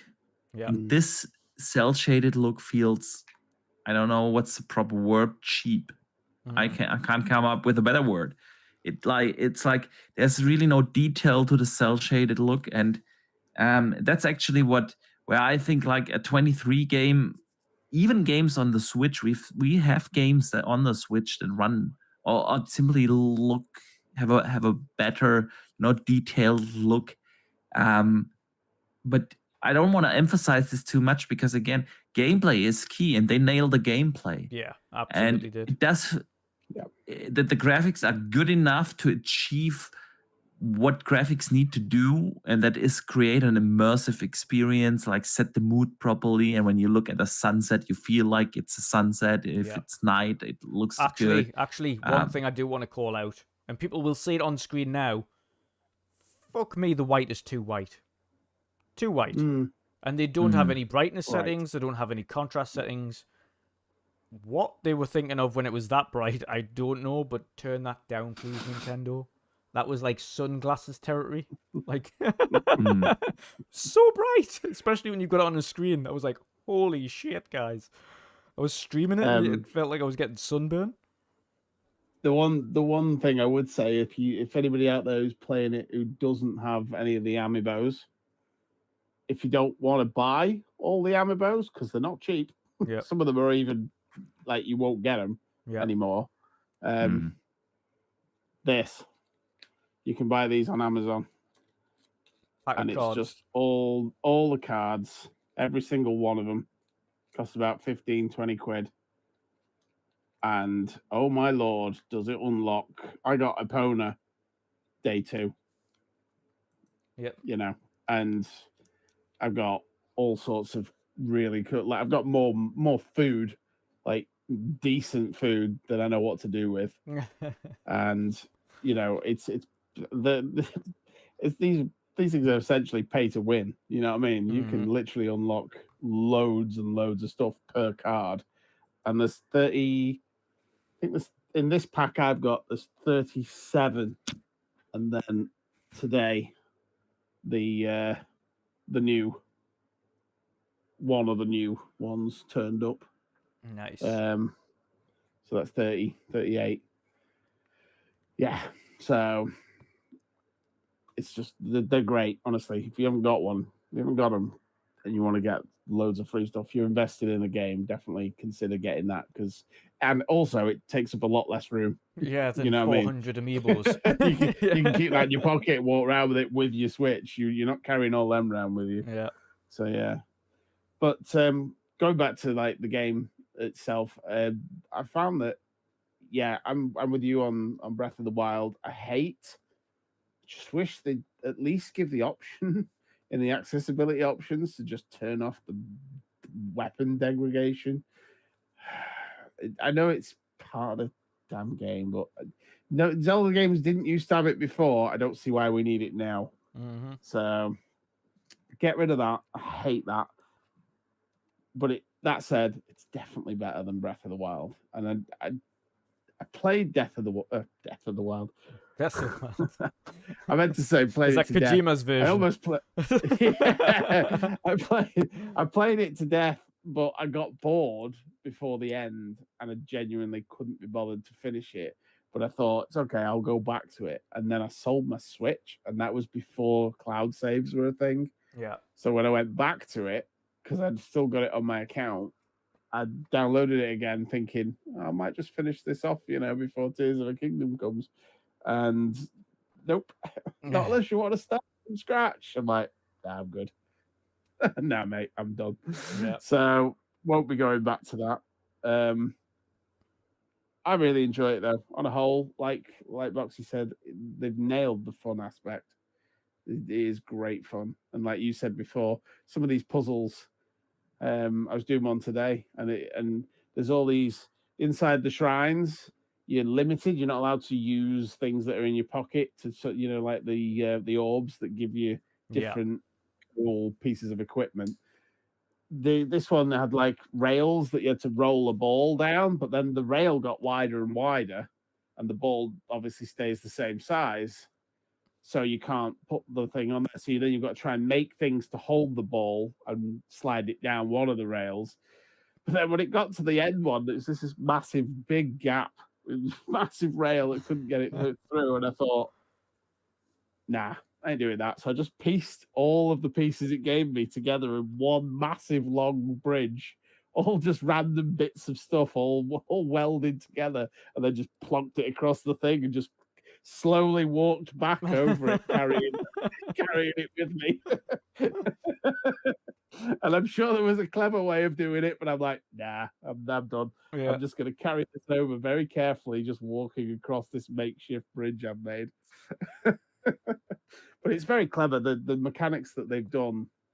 We're going to see videos of people doing stuff for this game for years. Yeah. There's going to be all sorts of stuff that people have really creative, thought of. Yeah, that's going to be, and that's the sort of thing. going back to Xbox, that's the sort of thing Xbox need. Well, I'm hoping this Starfield might be something like that. With the shipbuilding and everything, and all the different planets and all the rest of it. And if they add more stuff in later on as well, DLC that adds even more stuff to that process, we might, like Skyrim, because people are still doing it with Skyrim, we might get that with Starfield. Yeah.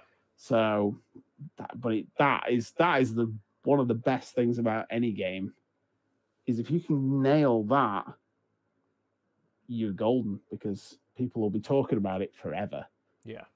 You know, and on a whole rating thing, I'm probably along similar lines as you, Dutch. I'd say I because of the controls now, I was struggling at first. It was down to like a 7 for me. I was really losing it. Yeah. I've gotten used to it now, and I've obviously changed a few things. Then obviously the fun of building stuff has kicked in now. And I'm up to about an 8, 8.5. But there's no way this is a 10. And like we were saying in the before we started the podcast in the chat room before we spoke, there was somebody Fonzarelli on Real Deal podcast was saying that somebody on the reviews, they're actually, some of these reviewers are picking points saying I didn't like this. Even the controls was one of the things they mentioned.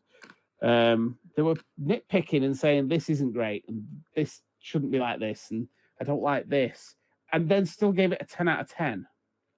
Yeah. That doesn't make any sense. What kind of review says this game is flawed in a few ways, it's great, but it's flawed, and then gives it a perfect score? Yeah. Like you said before, Boxy, game of the generation, whatever. It's thrown around far too easy now. Yeah.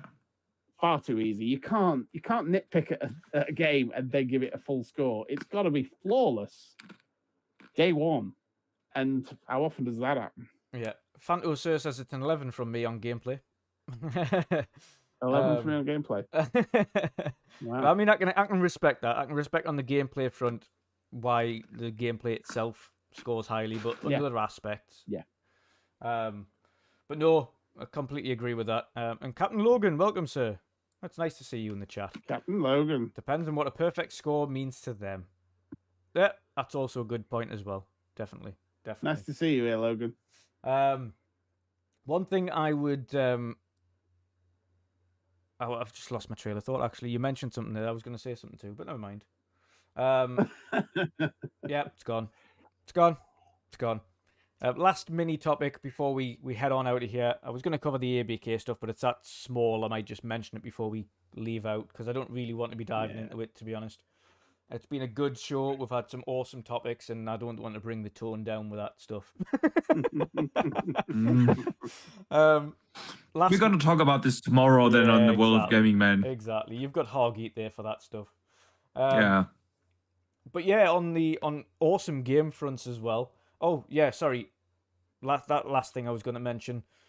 It's absolutely going to be in for Game of the Year conversations and recommendations, and it deserves to be because of the gameplay, the mechanics, the creativity, and everything in between. And again, personally, for me, the story on this game is just substantially better than Breath of the Wild. So yes, it's going to be in that conversation, and rightfully deserves to be in the conversation for Game of the Year this year. So yeah, again, congratulations to the team. Well done on a super impressive launch. 10 million copies sold in 3 days. Phenomenal start. I expect no less. It is on par with Scarlet for this gen for release sales. So both Pokemon Scarlet and Violet also sold 10 million in 3 days. So it's on par with that. So monster start for this game. And I expect it to surpass the 30 million sales within the first few months without shadow of a doubt. It's going to be a juggernaut. Speaking of awesome little games, though, indie games, we've had an awesome indie game release this week. The last week. And that was, of course, RAVENLOK. And I haven't had a chance to get your guys' opinions on this game either since we've played it, because I've played and finished it. Essentially, the date came out. Completely 100%ed it. Absolutely loved that little charming game, and it was a perfect little bite-sized chunk of something different than I needed outside of the big AAA games. What a beautiful little crafted indie game that was. Thoroughly enjoyed it. Nice take on the Alice in Wonderland concept. Loved the little story that went along with it. I agree with Pat before he went out as well. He mentioned that it doesn't really give you the directions. It gives you a it gives you a like here's the task at hand. Go and figure it out, and doesn't tell you what to do, where to go, etc. And is there such thing as hand holding? But for a game that was meant for all audiences, they could have give some direction. Thankfully, it wasn't overly painstaking to figure out where you need to go and who you need to speak to and things like that. But a little bit of a tiny little bit of an understanding of where you wanted to go for some of them puzzles would have been good. But so for instance, like it was like one of these kind of Rubik's Cube X type things, and it didn't really tell you where you needed to find the locations of what solved that puzzle anyway. It was just like, oh, something's here. So yeah, a little bit of a shove in the right direction for those things. But other than that, awesome game. Great music, great characters, great little story, awesome combat. It wasn't overly complex. It was nice and easy. It was a great palate cleanser from playing these huge games we've been playing recently. Thoroughly enjoyed it. It is definitely within a shout of an indie game of the year for me as well this year. Really enjoyed it that much. Boxy, what's your thoughts on RAVENLok, brother? Fun little game. You basically covered it, man. It's a perfect game for in between. Nice. It's a nice atmosphere that the game brings across, like this Alice in Wonderland kind of thing. Like you said, at some points, some of the riddles could have been a little bit more pointed out. But in general, it's fun. Pardon me, a fun little game. Perfect for in between bigger games, and is something that doesn't take itself too serious. No hard or challenging gameplay mechanics per se. So yeah, definitely a recommendation. Really good little indie game, man. Yeah, and it's like 5 to 6 hours long. So guys, if you need a break from playing these massive Breath of the Wild, Tears of the Kingdom's humongous, Jedi Fallen Order's massive, like we've got Starfield coming up, that's massive, Diablo humongous, like these some absolute mega games with hundreds of hours worth of gameplay in them. If you need a little palate cleanser that's like nice and not too difficult, just nice, easy, chill game, absolutely turn on RAVENLok. If you've got Gamepass, it's part of that. If not, it's relatively cheap. It's like £20-something. Absolutely worth it. Tremendous little palate cleanser. Mick, I know you've been playing a little bit of RAVENLok as well yourself. You haven't played it at all yet. I went to start it, and I got sidetracked, and then I ended up just carrying. No, because at the time I was still playing Jedi, so I was just running around getting as many collectibles, trying to find all the locations. Yeah, and then Tears of the Kingdom came out. So I still haven't started it. So I apologize for that one, but I can't speak on it. But from everything you've said and what I've seen, it does look like the sort of little indie game I'd actually really like. So it's definitely on the list of things that's going to be filling an empty spot when one arises. Yeah, like I say, it's a nice little 5 to 6 hour game, so it's not too long to complete that. And that is, by the way, that is a 5 to 6 hour 100% completion. So that's 1000G or whatever it is, as you would class as a platinum on PlayStation. So that's all achievements unlocked 5 to 6 hours. Absolutely worth your time. When people definitely will. Yeah, when people find that little space in between, even if you take it in chunks of 3 hours or something, you'll get that one done pretty quickly. But it's absolutely worth your time. Yeah, definitely.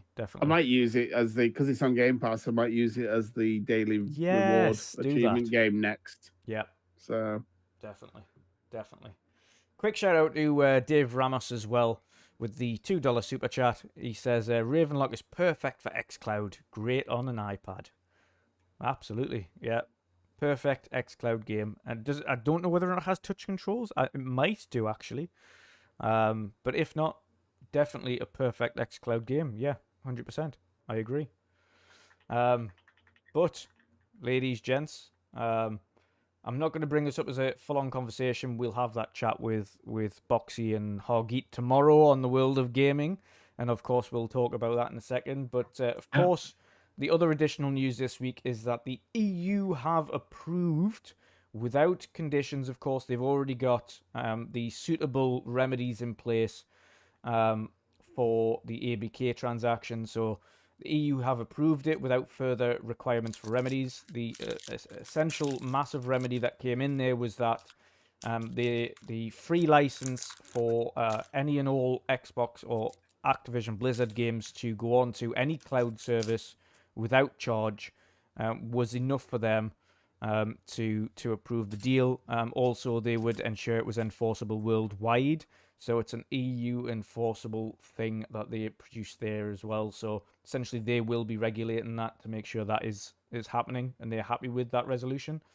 Of course, now it falls back on the CMA and the CAT hearing to see what happens there. That has been getting grilled at in the with the government this week, as well as the CMA had a hearing with government officials, which was streamed live as well, so people could watch that.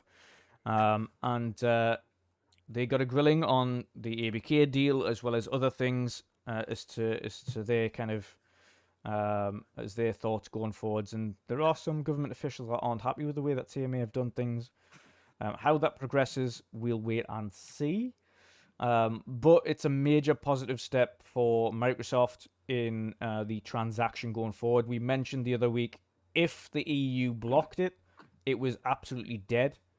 There was no way they were going to battle the EU, the FTC, and the CMA all at the same time to get this done. If, however, the EU passed it, this is still a go.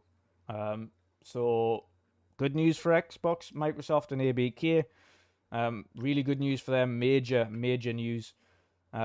So hopefully this is the start of the end. We'll see what happens with the CAT hearing, and obviously the new information there that the EU are going to regulate that remedy worldwide, which is the one thing that the CMA did not want to do. They said they didn't want to have to police the remedy going forward, which was part of the issue and part of the reason for blocking. So now that the EU have said we will regulate that worldwide going forwards, and we will make sure that that is adhered to, that kind of takes it out of CMA's hands for having that objection. So we shall see. However, it is positive news for Xbox, Microsoft, and Activision Blizzard. And it's still going to go on for a couple of months yet until we see what happens with that. But that is all I'm going to mention on it.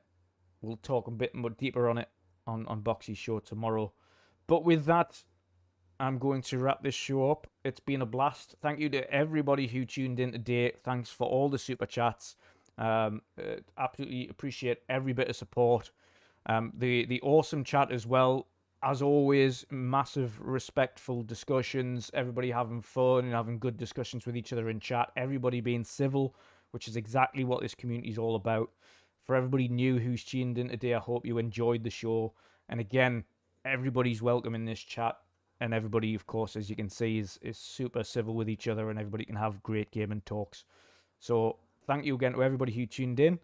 If you did enjoy the show, drop a like, share it out, and subscribe if you don't already. And of course, a few hours after this is done and wrapped up, it will be live on audio platforms. So of course, we are live now on Spotify, Apple Podcasts, Amazon Music, Google Podcasts, and Castbox. So all of the major audio platforms are covered now as well. So it will be live on there. So if you missed some and you want to catch up on your way to work or something like that, it will be on there by tomorrow morning. So you should be able to enjoy it that way as well. Other than that, gents, it's been a long one today, but thank you all for coming by, as always.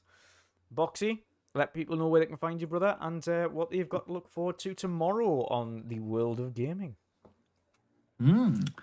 Yeah, so people can find me everywhere on the Boxenberger. So pretty easy to find. And yeah, we have a great show coming up tomorrow with Hagi the Jenny joining us to discuss everything, of course, about the ABK things and the state of Xbox, and of course a lot more.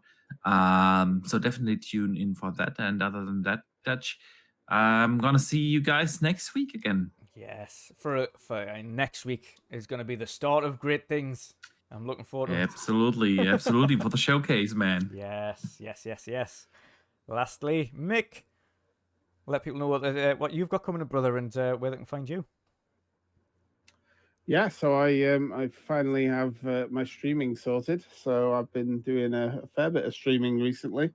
Bit of Sea of Thieves, bit of Dead Island 2, bit of Jedi Survivor, and of course some Tears of the Kingdom. So yeah, it's been going quite well. So if you do want to see any of those, just come along to my YouTube or Twitch channel. I'm streaming on both again, so it's working simultaneously. So yep, that's Xbox Mick 29, all the usual places, and yeah, we should be hopefully back on again next week for Sea of Tuesdays.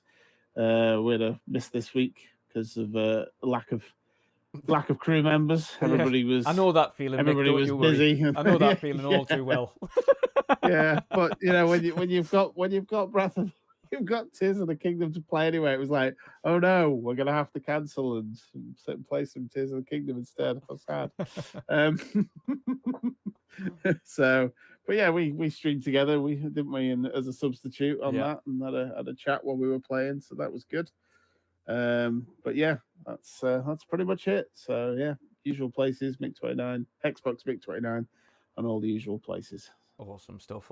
And of course, guys, you can find me everywhere at WandrinDutch. Later on this evening, I'll be on Primetime Gaming with Boomstick and Friends. Next week will be a packed one, so of course, no weekend edition this week, but it's the start of showcase season, of course. First of all, we've got the Sea of Tuesdays returning on Tuesday. On Wednesday, the podcast will be starting at 8 o'clock UK time, 9 o'clock European time. Of course, that means 3 o'clock EST. We will be starting about an hour earlier just to cover off our final predictions for the PlayStation 5 showcase and have a bit of a chat about regular gaming news. And then covering, of course, the showcase, which goes live at 9 p.m. So it's a live PlayStation 5 showcase reaction next week. So, of course, tune in for that. Again, as always, in the highest fidelity we've got there, which is 2K 60. So you'll find the crispiest image out there for live reactions here for the showcase and any announcements that they do make. And then, of course, we have the World of Gaming next week for the final World of Gaming showcase before Boxy goes on holiday. So that's true. Yeah. But yes, it's been a blast, guys. Thank you very much for that. I hope you have an awesome evening, and we'll see you all again next week. Goodbye. See ya. Ice and flames call my name. I freeze, I burn, I blame. I love, I hate the same.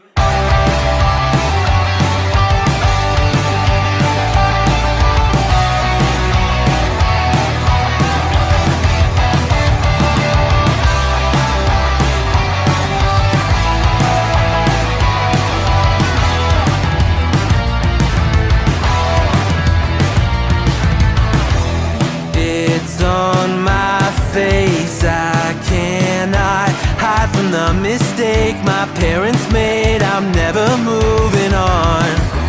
Not made from love, a remnant of a selfish motive. Was I needed? Do I need it to go wrong?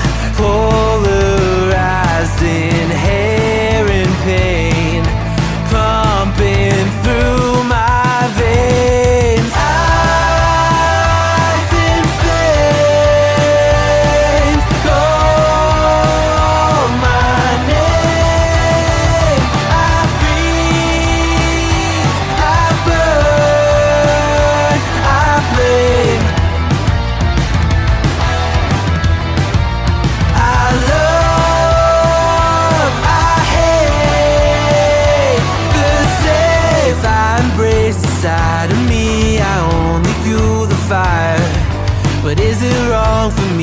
fight against the balance of my power.